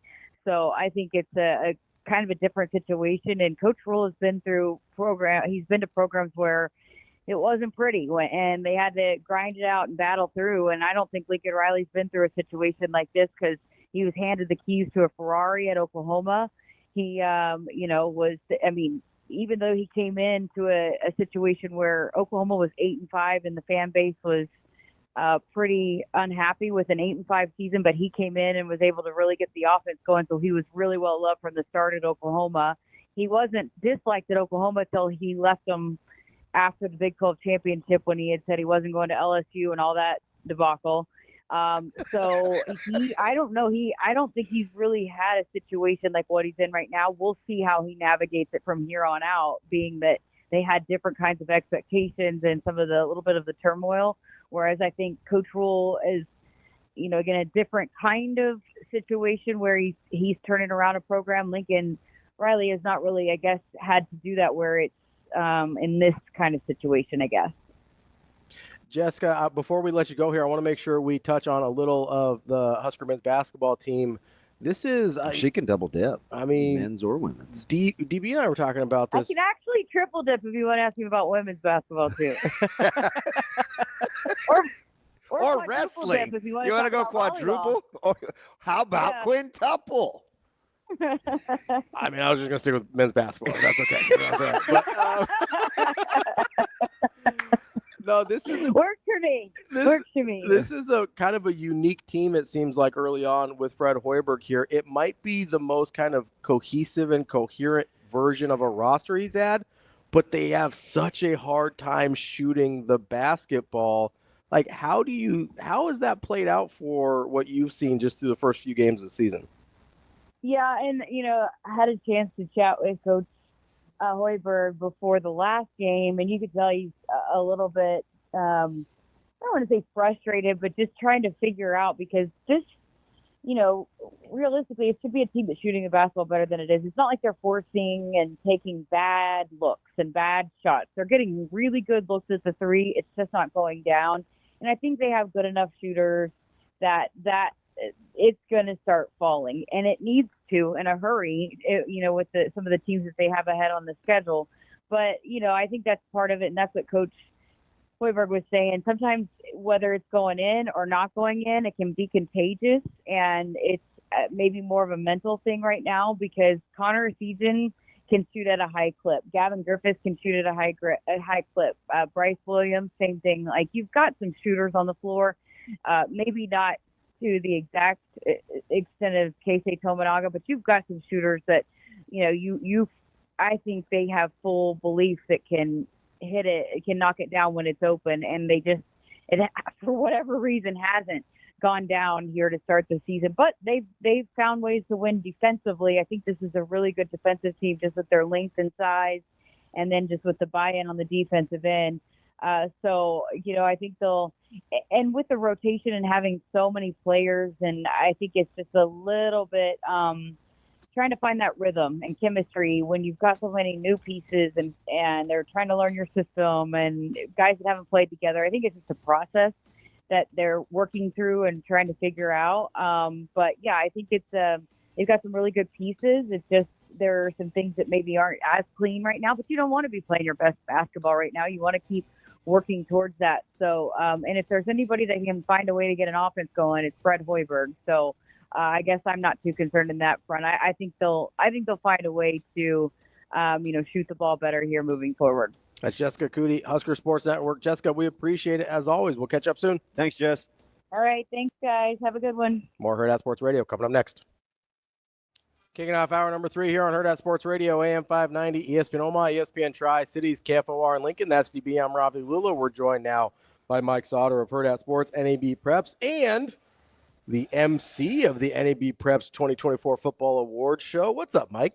Yeah, Football Awards Show coming up on December 3rd, Tuesday, 6:30. We're going to give out a Player of the Year, Offensive Player of the Year, Defensive Player of the Year, and Special Teams Player of the Year for each class, all 7 classes from A through 6-man. And been on the phone a lot this week, talking to coaches and getting feedback and stuff for that. So, yeah, it's a lot. That'll be fun. Yeah. How you feel about the old MC duties? It's fine. Think banquet, but not banquet, because I would never do a banquet. Are they going to put you on the clock? Or are they going to make you talk at a certain speed? Talk, man. I'm just going to talk. I'm going to be in control of the wrap-up music. I'm gonna have so I'm just going to be like, hey, bud. Oh, are you there? Awesome. 2 slow I'm going to have talkers. a little bit of a script. You're not coming? Yeah, come on, man. It's high school. You're coming. You'll be there. I love high school. Yeah. I've been working, trying to get the finalists narrowed down and stuff like that. So I think this is an unusually difficult year. And it's Class not A is hard. It's not because of high end. It's because of the depth of good players. And the balance is really Ton of really good players. It's just a lot of and high-profile guys, too. I mean, so that, yeah. Best wishes. have fun with that. Oh, Jerome. You know what, man? It is what it is. And well, we had to, Ravi, we had to Zoom on the Mr. Nebraska. We couldn't agree on email. Yeah. Right. Yeah, we So I went was back like- and forth on email. So I was like, hey, do you guys mind just Get on a Zooming call so real we quick? can talk through this? yeah, the Jet Award, Mr. Football Jet Award thing. There's a panel of people, and Damon and I were on it, and we just jumped on a call because it was like email. Seriously. Yeah. And one of them is the crack statistician and young Jacob Padilla. And so, like, to process through all the numbers, I'm like, nah, let's talk. He don't like to process numbers he's all number based, and I'm more a little bit of both. Like what I see with my eyes and some numbers. So it was and there's a couple other people on that call, and so it was like, and I told him afterwards, I'm like, I'm surprised that went pretty as smooth as it did. Yeah. There's no, well, I think, and we were all in agreement. I was much. pleasantly surprised. Yeah. Sometimes they'll either talk it out than go through it on email. Well, I don't know. According to some, if you have too many cooks in the kitchen, like, you just can't get any good food prepared. But I didn't want to have you go into your analogy of, I don't know if you guys know how many cooks are on the assembly line and everybody knows their role. And I was like, oh boy, he's pissed. It's not an analogy. It's just literally how all kitchens work. Like, unless you're grandmama. Does it drive you crazy that people say the too many cooks in the kitchen? Yeah, because it's not even real. They're literally just thinking about they're literally just thinking about grandma cooked Thanksgiving dinner by herself in in a house kitchen. Any professional setting, there are so many people in the kitchen. And as long as everybody knows their job, it's fine. That's it. It's fine. Is this the penny slot or the nickel slot? I feel like I put This one's for free. You get this one for free. It's just so dumb. It's a terrible analogy. Speaking of cooks in the kitchen, Norwich South has a lot of. Remember at the beginning of the year when we were like, now, if you want a good analogy, too many point guards on the floor. That's a good analogy. Everybody needs the ball. Got too many mouths to feed in wide receiver room. That's a good analogy. It hasn't bothered them at all. No, it wasn't. It's almost like the entire thing is sort of a misnomer if everybody knows what they're supposed to be doing. Really, the problem is when people don't talk to each other and don't know their roles. That's the problem. It's not a numbers issue, right? Yeah. It's hey, you don't know what you're supposed to be doing. You don't know what you're supposed to be doing. That's called bad leadership. It's not too many cooks in the kitchen or too many receivers on the field. It's called bad leadership, if that's your problem. Give me your sorry, go ahead. What's your Miller South plug this week? No, I say that tongue in cheek. No, I mean, of the West Side. Is 52-3 last time Kearney played them, and that was middle of the season. So that was like week 3, right? 4? I don't remember. But anyway, I'm not going to. But it's the last. I mean, that's a lot of points to make up. Oh yeah. In order to try and win that game, and the weather's going to cooperate tonight. How about this? So I feel safe. Like I got a little pushback, of course, because people hate context. But I was like, that one could be closer than people than the think. first time. And I have a lot of. You got a lot of leeway. I got a lot of room to work with. Doesn't mean, right? Right. But of course, if you want, sometimes people just want to be mad about stuff. Right. Like, you said it was going to be man, listen. Yeah, I'm not falling for the old banana in a tailpipe thing. Like I know clearly I mean, Millard North played them closer the second time, too. Right. It was 42 points the first time. It was 39 the second time. Like, they played them closer. You got a lot of wiggle room there. What was that game at the half? Was it 22-0? Yeah. Or left at half. 23. How many times are they going to do that? Where like you think you're kind of in the deal. Yeah, you kind of. Well, they did it with Papio. They did it to Papio. Yeah, Pat was at 21-7 at half. Like they were kind of in it. It was 21-14 at one point. Yes. That was right after half, I think. Yes, it was right after half against Papio, and then Papio had, a third and goal, and a personal. But that foul was a happened and that moved was it to back. get it to one score, not tie the game. Right, correct. Yeah, something if I remember right. So and then like, not that I remember. In those moments, though, in order to beat Miller South, in those moments, you have to capitalize. You have to. You have to capitalize. Like the margin of error is 0. They feel like a team where if you don't score 28, you cannot win. Yeah. Yeah. Right? Doesn't it kind of seem like that? On a night like tonight where it's going to be 60 degrees and the wind's going to be hardly nothing. Tough. Yeah. Tough go. Coach Cole is usually good in part twos. How would you compare this matchup versus a couple years ago when he rolled into Feynman Stadium when they had LJ and Keegan? Yeah, that was wild. And we're like on the sideline. Now, that weather wasn't great. No, it wasn't. It was windy and cold. Yeah. But they still rolled in there like, different. This Millard South team is different. Yeah. I don't know that Bellevue. They were good. Pretty good. They were good. And that game. I just don't know if there's a team that is so. I said this to Ravi. I don't know, and I'm not.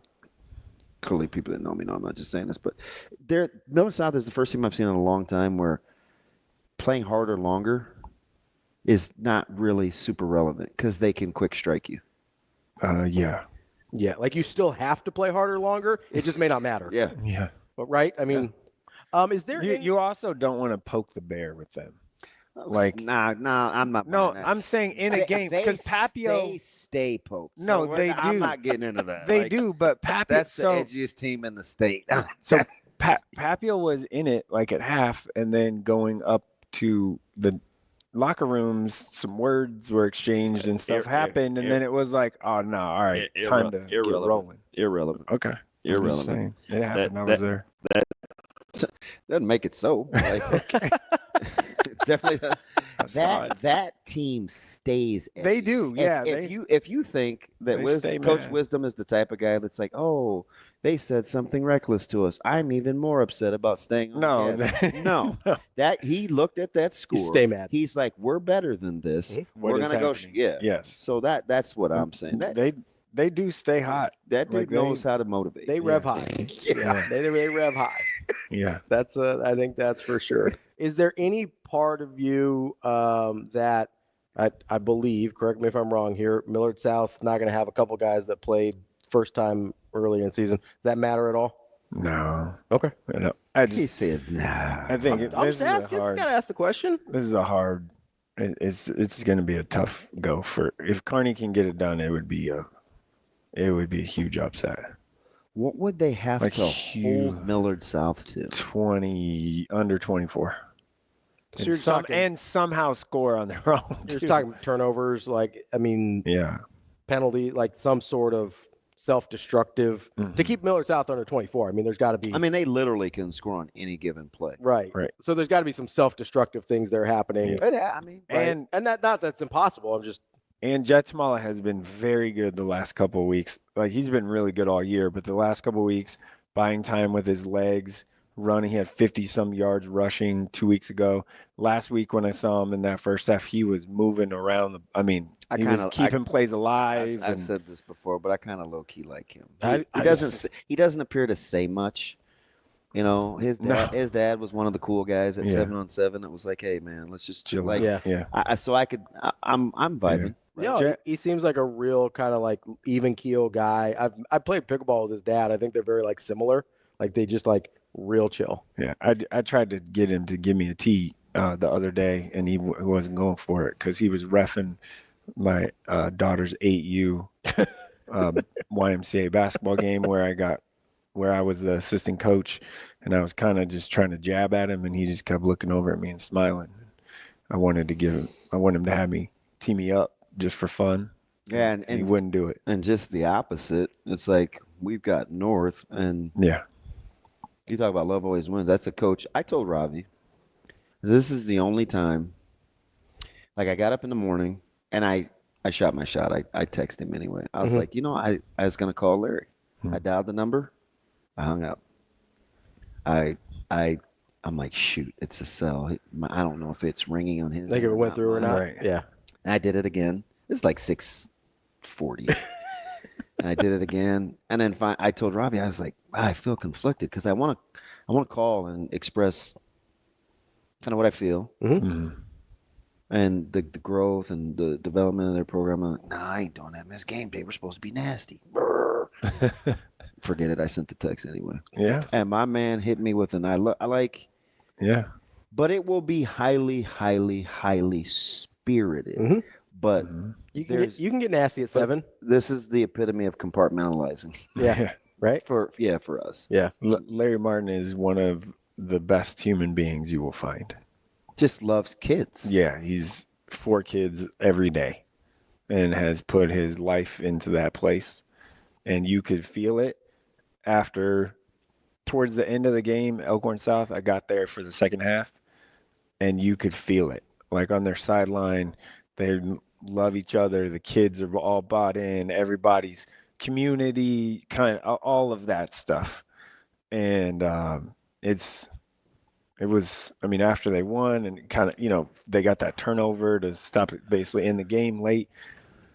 I mean, people were hugging. I mean, it was cool. Like, it was really, really cool. He was overly excited at the end of the game, and for as excited as he gets. He's pretty level, but yeah. Of the rematches, let's just stay in A real quick. What team do you think is the most different from the first time they played? Oh, I think North. I think Omaha North. They've learned a lot. They've grown a lot.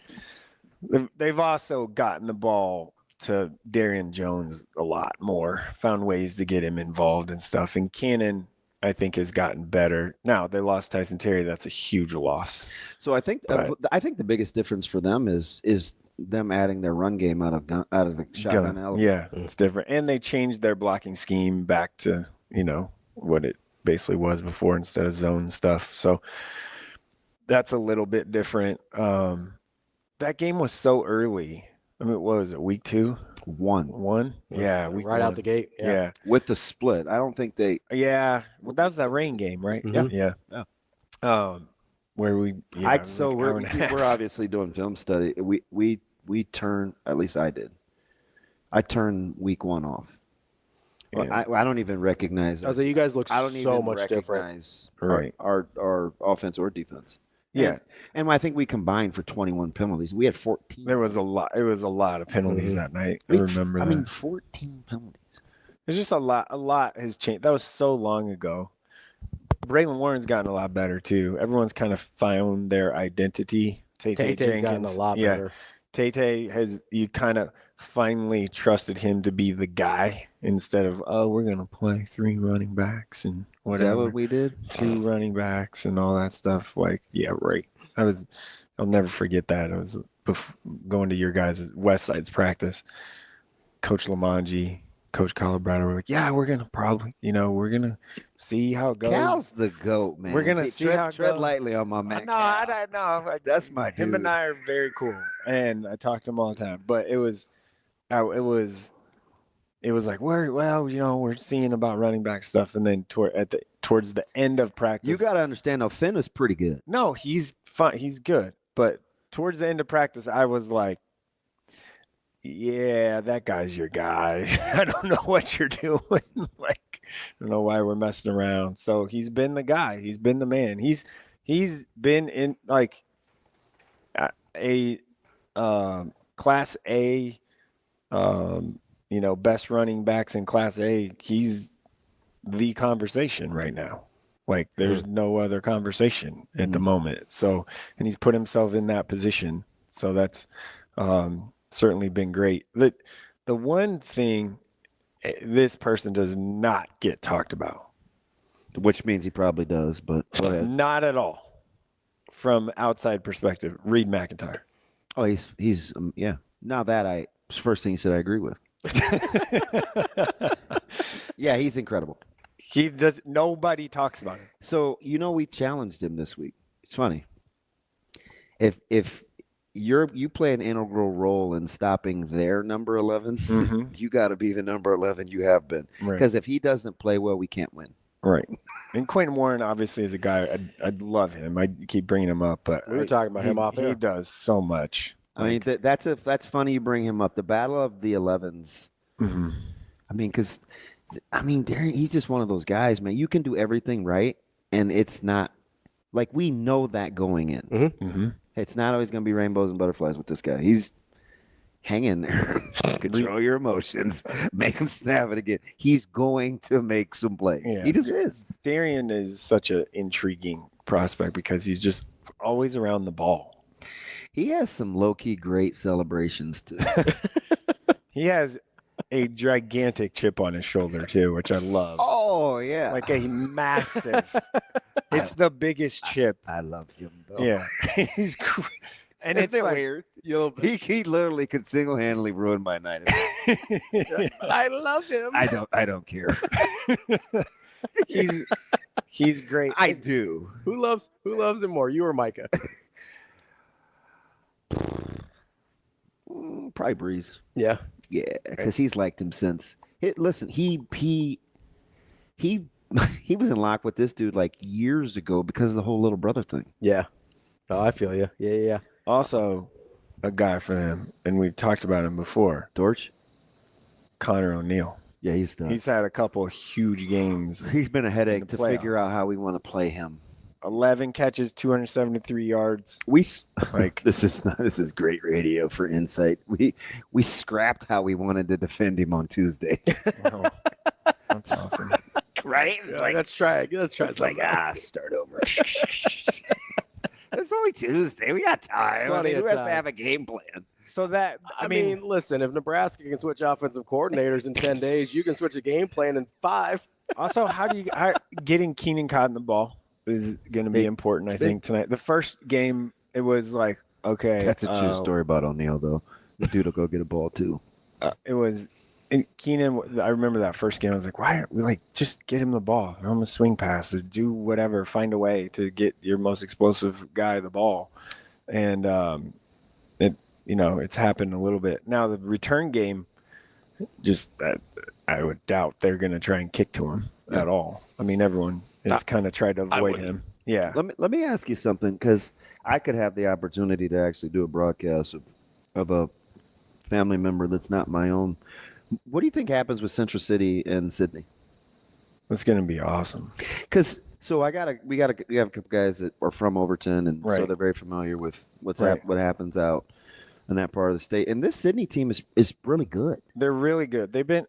Sydney kind of gets overlooked. Like when the brackets came out, I was like, oh, I could see anyone, people we talked to. Oh, I could see anyone but Sydney coming out of there. I'm like, no, they've been 1 or 2 all year, 1, 2, 3, I guess, all year in our coaches poll thing. And that's, I'm taking the feedback from coaches on that. And they're still putting them in there, And they're good. Alex Doty's really good. Really good. Not like my Parker Zickman. Parker's had a very good year. I'm just serious. The thing with Central City, love him. I do. He's had an awesome year. He's been great. The thing with Central City though is they have a run game now. So that's what I liked last week watching them on that was a grimy game. They won not a shootout game, right? They won by just grinding it out. So speaking of which, how many points wins with Scott and Seward? Oh, a lot. But which Seward though? Because that Seward won that was kind of grimy. They came to come back last week. They were down. Seward was down 21-7. Yeah, 14 points in the fourth quarter. Yeah, fourth quarter, and came back and won. I think this one could be a lot of points. Is pretty good. Yeah, Tristan Haas is really good. Van Dyke's really good. Yeah. Battle of the QBs. Yeah. Yes, it's 100% a quarterback game. This one is. And they get nice weather. Yeah. That's a nice field, like at Concordia, the field's nice, turf, all that. It's a good November day for it. It's amazing. Think about the last It's a lot of guys playing tonight that Nebraska's interested in. Think about the last 10 years. So this is a great. The last 10 years, the weather on semifinal night has not been been good. real I dicey. know. So we're lucky. Can Booth get enough touches to keep them in it? That's Battle Creek will try and control the clock on their end too. So it'll be about a 17-14 game or something like that. I wonder how many snaps each offense will get. That's going to be well. The deal with Booth is, and they still haven't really changed. And we talked about this before. I mean, they just run between the tackles and they don't motion anyone. It's kind of like the Jets right now. We're not going to try and trick We're just going to line up. We're just going to line up in the formation we are, and we're not going to change our eyes at all. And it's coming at you, and how do you handle it? And Dawson Amick is a really, really good lineman for Battle Creek. And they have a couple other big linemen. I think they can hang in there. That one's going to be, I think, pretty dang good. I'm going to Wahoo tonight. So I wondered. Yeah. Hey, I'm going to go to Wahoo Auburn first half and then Battle Creek Newman second. So is it going to be the tight splits kind of hold the ball for Yeah, Auburn? I think so. Yeah. Okay. Going to have to you're going to have to try and just grind it out. I just had to check records real quick because you compared Bishop Newman to the Jets, and they are actually not 3-6. So that's. Hey, you could get mad at him over break. You guys have some great back and forth. Wow. Coming up next, I'm here for it. We got more Hurrdat Sports Radio, AM 590, ESPN Omaha, ESPN Tri-Cities, KFOR in Lincoln. We're back here on Hurrdat Sports Radio, AM 590, ESPN Omaha, ESPN Tri-Cities, KFOR in Lincoln. It's time for Bet On It, brought to you by Warhorse Sportsbook, the best place in Nebraska to place your sports bets. And tonight, you can go out to either casino in Omaha or Lincoln if you're interested in watching that Jake Paul versus Mike Tyson fight. They will have it on for you, and you can place bets on it at Warhorse Sportsbook. Warhorse Sportsbook, no bets, no glory. So disappointing. How much do you want to see Mike Tyson just really, really badly. bury that dude? Really badly. Same. Yeah, pretty. I wish I could watch it. Well, according to Theo in our StreamYard, it'll be about as many people that are cheering for North to beat us. So everybody. Yeah. My man said the whole city will be rooting for Omaha North today. I'm like, all right, Theo. They probably will. Probably fair. I guess, maybe. I don't know. Man, More than my West Side gear. See, coaches just find stuff to get pissed off about, don't they? No. they stay angry. Because now you're going to use that. No, I'm not. Listen, did you see my response? No, I didn't. Yeah. I'm sorry. I said, I feel like that too, Theo. That's okay, though. It's an amazing program ran by an amazing man. Okay. I was going to say, you like Omaha North too much to get too mad about it. Wanted to get, and it ain't personal. No. Wanted to get to some of our college games this week. Hey, by the way, did you cash my Philadelphia Eagles? No, I didn't. Oh, well, that's your own fault. I understand that. You were almost really right. The garbage time touchdown by Washington got you a little bit. Yeah. How about how Ertz garbage time? That catch was amazing. It's still fantasy. It's still I played him last night. It's still garbage. Won me some money. Did you see his? He was like, fuck. I mean, listen, he was almost pissed. He scored. He's like, now you get me the ball. I did well on Saquon's extra little tutty at the end too, so I'm not mad about it. But so did I. Maybe you need to run my underdogs. I'm the only one of the two of us that have had any success there. Hey, I'm telling you, the other day I played daily fantasy. It's way more. That's what underdog is. It is daily fantasy. Oh. And I like it because it's competitive. It's like, man, now I got to get inside the numbers. Well, I want to get inside some numbers here with some of our college matchups this week. Haven't got to talk a ton about the college slate. It's today. It's because it's muddy. It is a little bit of a dog baby slate, but a what? A dog baby.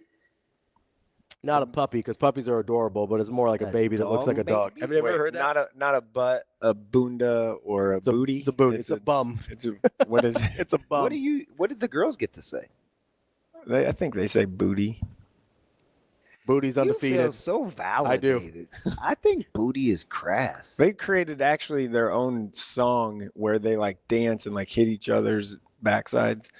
My daughters. So booty. Well, you got a potty mouth. So probably anything's acceptable in your household. It's like booty butt. The song is like booty butt, booty butt. boom, and then they like hit. Oh, geez. So Texas is a 12-point favorite at Arkansas, one of the most bipolar teams in the country.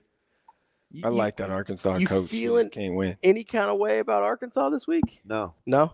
Uh-uh. You think Texas is just on it now? I'm assuming that's in Arkansas. It is. That's at Arkansas. I'm just wondering because sometimes they. No, you know the what's number's funny? big. Arkansas is weird. Arkansas is super weird. Texas is capable of winning by 30. Yeah, 100%. So it's 100%. like That's why it's a weird number, and I'm looking at it. And I go, okay. I've said this all along. I think Texas is pretty good. No, but that's one of those numbers that you look at and you go, hey, that number seems low. Does that mean something on Arkansas? Well, when Arkansas doesn't turn the ball over, they Yeah, can play with they're anybody really in the good. conference. They're really good. So I look at that and I go, okay, if I'm an odds maker, I probably look at Texas by almost 3 touchdowns. That number's at 12. It seems light. I would gun to head or choice on which tush term to use. I would Feet probably to the fire I'd probably go Arkansas. with the minus 12. Yeah. Or the plus 12 Plus on that one. Yeah.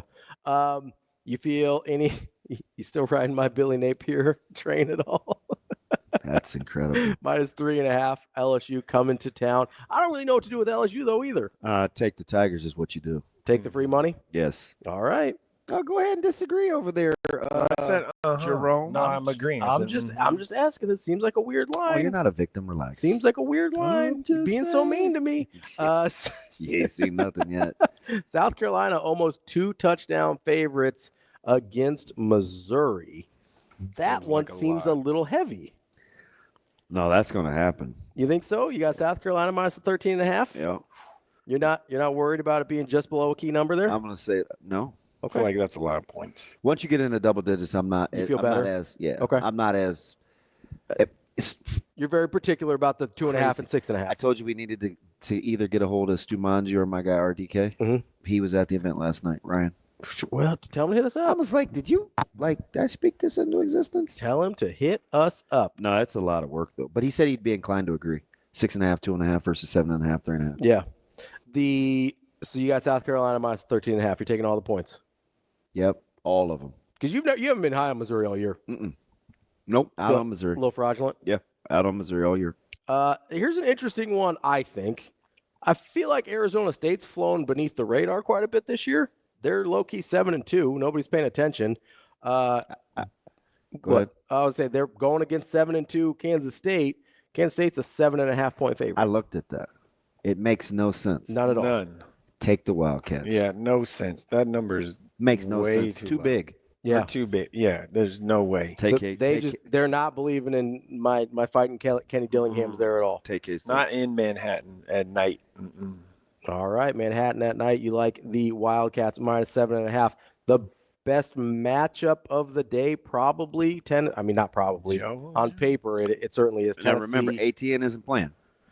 It's true. 7, 8, 9. It's Not playing. still a pretty big number. Number 7, Tennessee at number 12, Georgia minus 9.5. Yeah. a lot For the Dogs with no ETN. Yeah. Lay it. You want Tennessee there? Lay it. That's a lot of points. But you know how I feel about Tennessee. I've said all year. I don't think they're very good. Yeah, I'm really confused about that. They're going to team. have a hard time scoring, and Georgia is pissy. Kirby Smart has been a nightmare in the press this week. Mm-hmm. Georgia will play. Their problem is they play. They're very up and down. EKG. Georgia. Yeah. This is their week to be up. Watch what I tell you. This is, I think, the one thing you've seen with the attrition of all the guys that have gone to the NFL is the consistency, right? Yeah. The last couple years, even the last 3 years, really, right? They've been able to show up every single day. When you start to lose some of that DNA is when that starts to become a problem. Last one here before we get to some Big Ten games. You all right? I am. Abdul just sent me a text. Kansas plus 2.5.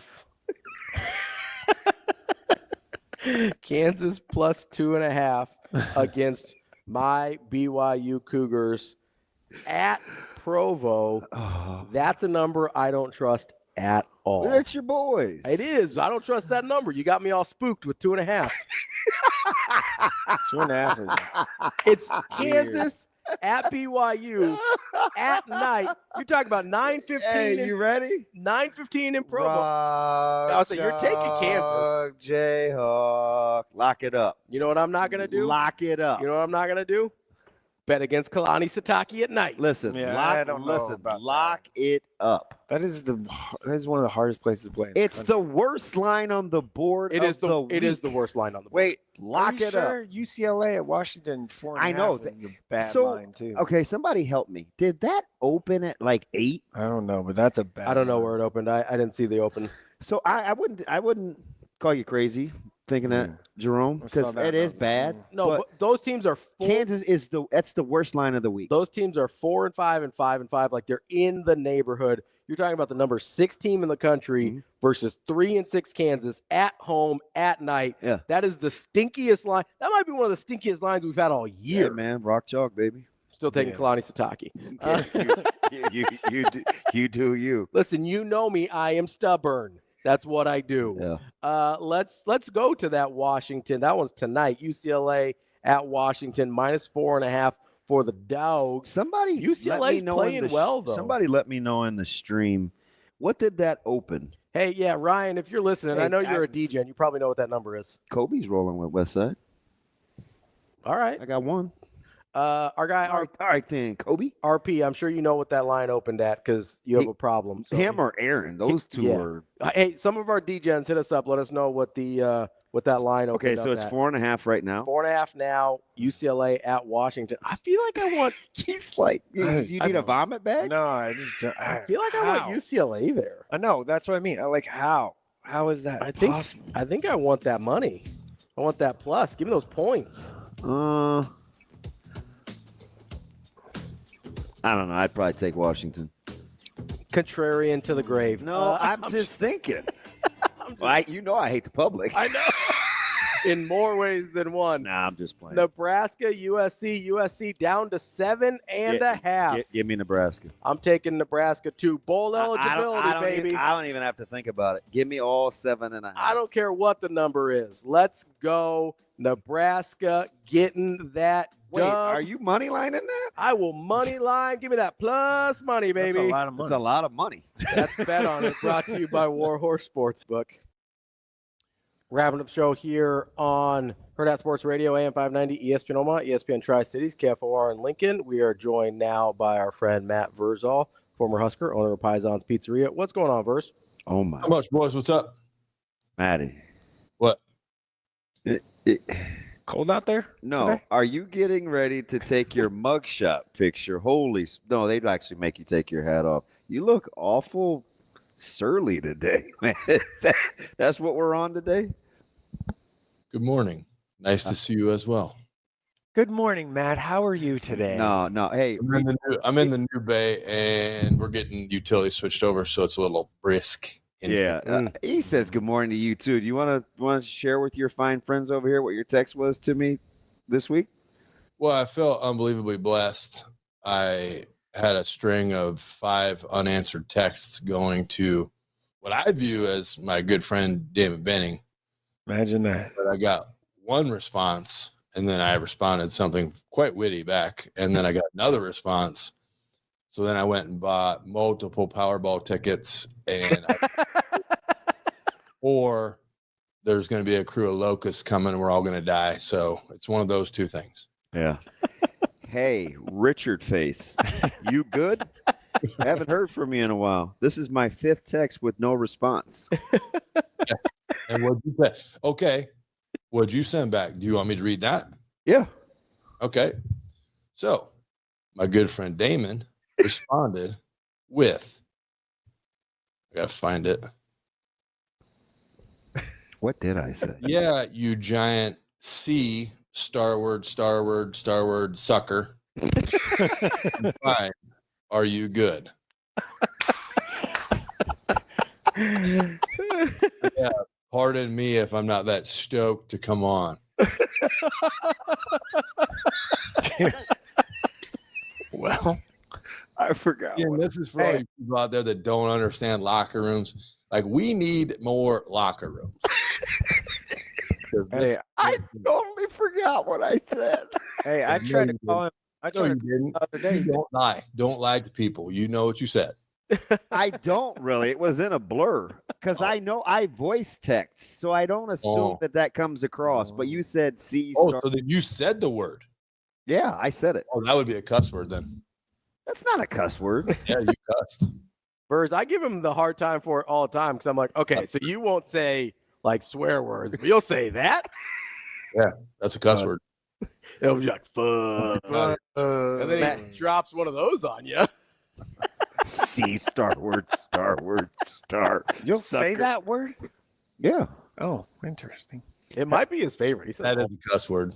I heard it. So somebody said it like a year ago, and I thought it was the funniest thing ever. It's like hearing somebody pass gas in public. I was like, well, that's hilarious. You won't even say fart, but you'll say that? Anyway, Maddie. Weird dynamic. He's like giving me the stink eye. You live under power lines when you were a kid? From a movie. Calm down. It's from a movie. There may have been some lead paint in the house, Verse. Man, that angel of a mother. Oh, I can't wait to tell your mom you said that. I'm going to message her. Oh, yeah. She's going to be mad at you. She's going to be pissed at you. She's going to be mad that you. Are we going to act like you're not riding with Verse right now? Well, Ravi?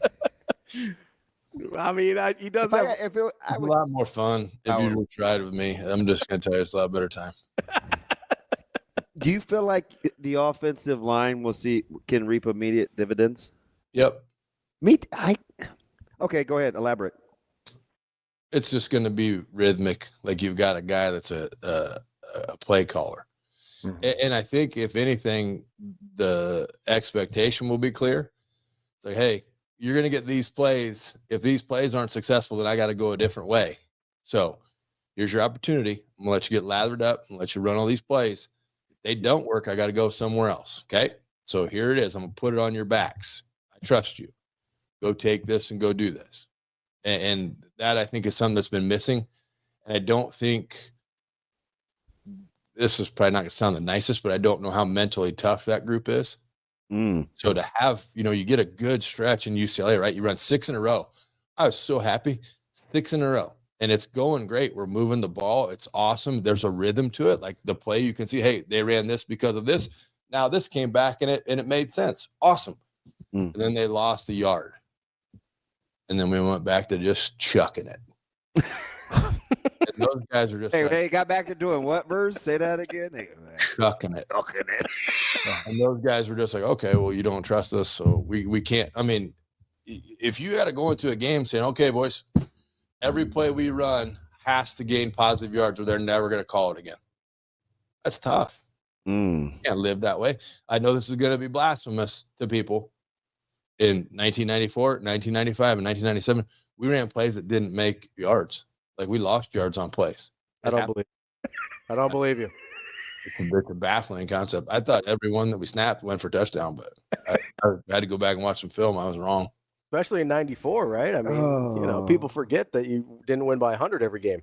But if you got a college player that knows that you don't have the full faith and trust in them, they're going to be fidgety. It's just not going to go well. So you got to give them everything you can and go. What? Okay. So with the other experience I had, it was one of my high school stops with a play caller. Wow. Who was that? Who was that, Verse? You guys are cutting out. Okay. I got to go. Hi, Mikey. Hey, so who's next? I almost said that right there. So, yes. Do you like these guys to be? There's obviously a difference between tempo and rhythm, right? Do you want them to play faster too? I wouldn't mind faster because I think it eliminates thinking. I think they have analysis paralysis at times, and I think that's the thing the whole team suffers from. You can get it where you're going and in 10 days to install some different, I'm sure it's similar concepts. It's probably just going to be a little bit different play calls and situations. So I think the install won't be as difficult as people think because he's a smart guy. He'll tailor it to what they have in already, and he'll be the one that has to figure out what the plays are called. But to get it to where it's just on the ball and go, on the ball and go, on the ball and go, I think will be helpful to them. and it gets them worked up, and it kind of gets them into the game, and it I don't know, I just think it will be helpful for them. Verge, we've heard a lot kind of the last couple of weeks about simplifying things and taking it from trying to do 20 different things to getting down to 4 or 5 things that they do really, really well. It seems like from what you're saying, like you think that can have effects not just on the offensive line, but we talk about passing with a guy like Dana Holgorsen all the time. With the running game, how much more effective do you think that can be when things are just a little bit simpler for those guys? So the thing that people that struggle to win football games struggle with is they want to make it this big complex game. They want to throw a bunch of jargon at it, and you got to call every mother frickin' block something, and you got to call every combination route something else, and it's too much. Like Mike Leach, who's kind of the inventor of this, went out to call games with a 3x5 note card. Very smart man, but he had a 3x5 note card. That's you can't fit a lot of plays on a 3x5 note card. Or unless you're a savant the other way, which I was fortunate enough to work with one of those. Ryan Terwilliger's brother, Troy, stupid, crazy football mind. Like, honestly, probably one of the bigger, he's doing great in life. It's just not a shot at him, but should be a college play caller or probably now a professional play caller, but had that kind of brain. Your McVays sit in that realm, but you don't find those guys don't walk around. And they have a bunch of jargon and a bunch of call, but then it's very simple for their guys to run. That's huge in that. There's somebody less than a yard away that wants to do bodily harm to you. The last thing you want to be doing is sitting there thinking. You just want to be able to go. Like, I don't have time to think about this. How can we simplify this? Literally down to the basics. I don't care if it's duo. I don't care whatever. It's zone. Hey, you don't care if it's what, Maddie? Yeah. Is that how I say it? Yeah. You do say it like that. God, maybe that's why I hate it. You do this with your hands. Okay, if I do this. Duo. You think you would like duo if you liked how DB said it more? Nah. Hey, you guys ready to roll tonight or what? Yeah, we're ready. You're definitely. You're like if somebody flew a drone over your practice, would you be like Bill Snyder? Would you like shoot it down? No, it's cool. I mean, we're going to do. I think both teams are going to kind of do what they do. We had to scrap a couple things earlier in the week, probably overthinking. See, simple game. Keep it simple. Yeah, yeah. Just duo it up. Hey, how? What's that? You got to duo the S out of it tonight, Mikey. Yeah.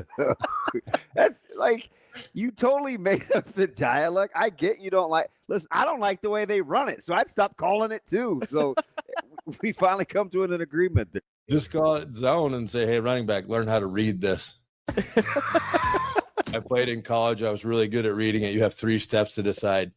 I just eliminated 2 blocking schemes for you. You're welcome. Wow. That is our guy, Matt Vrzal. Verz, we appreciate it. I don't. I thought we had a great time today. You should respond to text. You should respond to text. I think the beanie looks great. We'll talk to you later. Hey, stick around for just a few minutes. If you're on the live stream, we got a little bonus content for you here on Hurrdat Sports Radio. For the rest of you, have a good weekend. We're back here on Hurrdat Sports Radio AM. Well, not AM 590. No, we're just on Twitter, Facebook, and YouTube for a little digital-only little extra here this morning. Want to talk a little Union Omaha with our friend, the general manager of Union Omaha, Alexis Boulos. Alexis, how are you this morning? Good morning. I'm great. It's awfully lonely when I don't see Damon in the chair next to you. I know. He's a busy man. He's got a game tonight. He's got to call Nebraska tomorrow. So it's just me today. I apologize. Oh, no apology necessary. You guys have a busy weekend as well, coming off of the big win in the semifinals. I mean, just how excited are you guys to be hosting a championship match on Sunday? It's amazing. I mean, for my first year here with the team, this has been a spectacular way to wrap everything up. The team is just excited as can be. They're motivated, focused, I hear every morning all of their laughter and excitement in the locker room when I'm sitting at my desk. So it's exciting for everybody. We all just can't wait until Sunday. So, I mean, you mentioned it is your first year as GM. You going to take a little credit for how well this season's gone, or are you going to shove that off on somebody else? You know what? I can only take credit for helping focus the attention on what needs to be focused on in the locker room, make sure that they have everything that they need.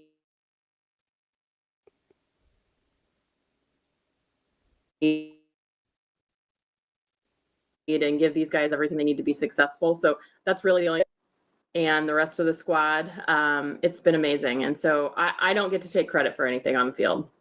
Well, you mentioned kind of the things you hear from the locker room earlier there. Is that, I mean, I know you've been around sports for pretty much your entire life.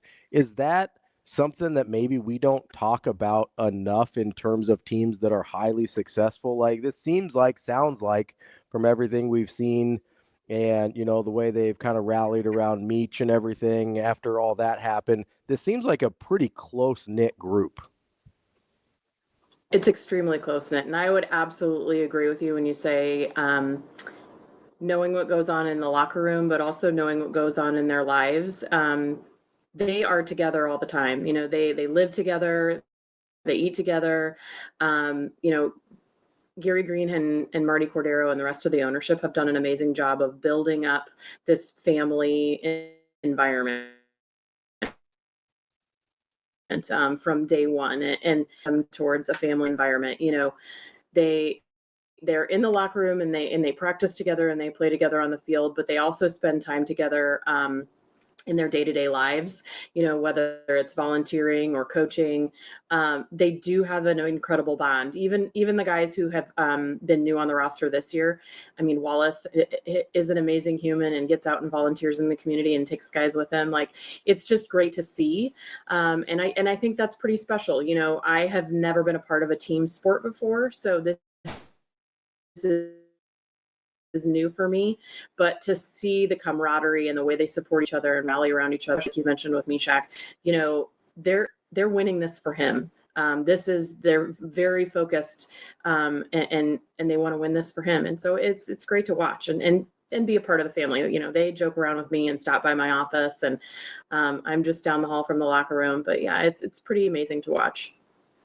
You kind of mentioned them living together, spending so much time together. We talked to Gary Green earlier in the week, and he brought that up, and that was the first time I had realized that they actually had that kind of living arrangement. Do you know, like, was that on purpose where you're like, hey, we think we might have like maybe kind of a little hack here to get this to be a really tight team and keep everybody close? Or was it just like, hey, this is the practicality of it for logistics. This is going to be the easiest thing to do, and it sort of just was a happy accident? I think it was the combination of the two, right? I think when Gary started to figure out how this team was going to come together, finding a partnership and creating a partnership with Green Slate and figuring out how to get all these guys in a neighborhood like Blackstone where they can still be young and fun and be in the community and in a neighborhood where a lot of our fans are.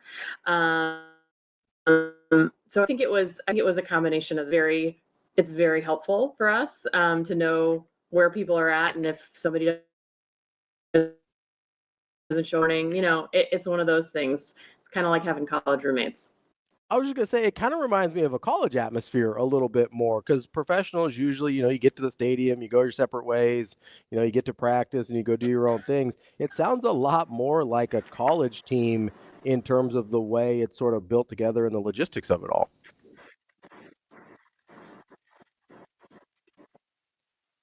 It is, and it isn't. And I say that because, we, and I've mentioned this a couple of times, maybe we've talked about it, but we have young men, age range from 17 to 35. Yeah. So I think this living arrangement also helps them create a bond that is a in a leadership way and help these young men grow, and not only on the field but off. So yes, I think they have that like joking camaraderie, brother relationship, but then there's also this mentorship that happens that is really great to see too, with these younger players that we have that have an opportunity to play on the field and train day in and day out with someone like Steven Dos Santos, and get pushed around and learn what it's like to be in, a professional athletic situation, but then also see them off the pitch and understand what it is to be a great adult and be a great member of a community. And those are things that are fun to see because yeah, they do spend a lot of time together. So as we've got this championship match coming up Sunday, 2 p.m., how can people get tickets? How can people get involved? Like, how do we get this thing done for Union Omaha?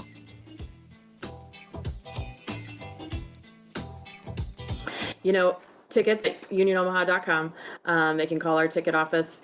There are still seats available, but they're going quickly. I'll tell you, we're really excited about the presale number. So it's going to be amazing. We can't wait to have all of our fans out there. Omaha metro area love sports. So we look forward to seeing you out there. Alexis, thank you so much. Good luck this weekend, and can't wait to see Union Omaha bring home a championship for this community. We'll talk to you again soon. Thank you.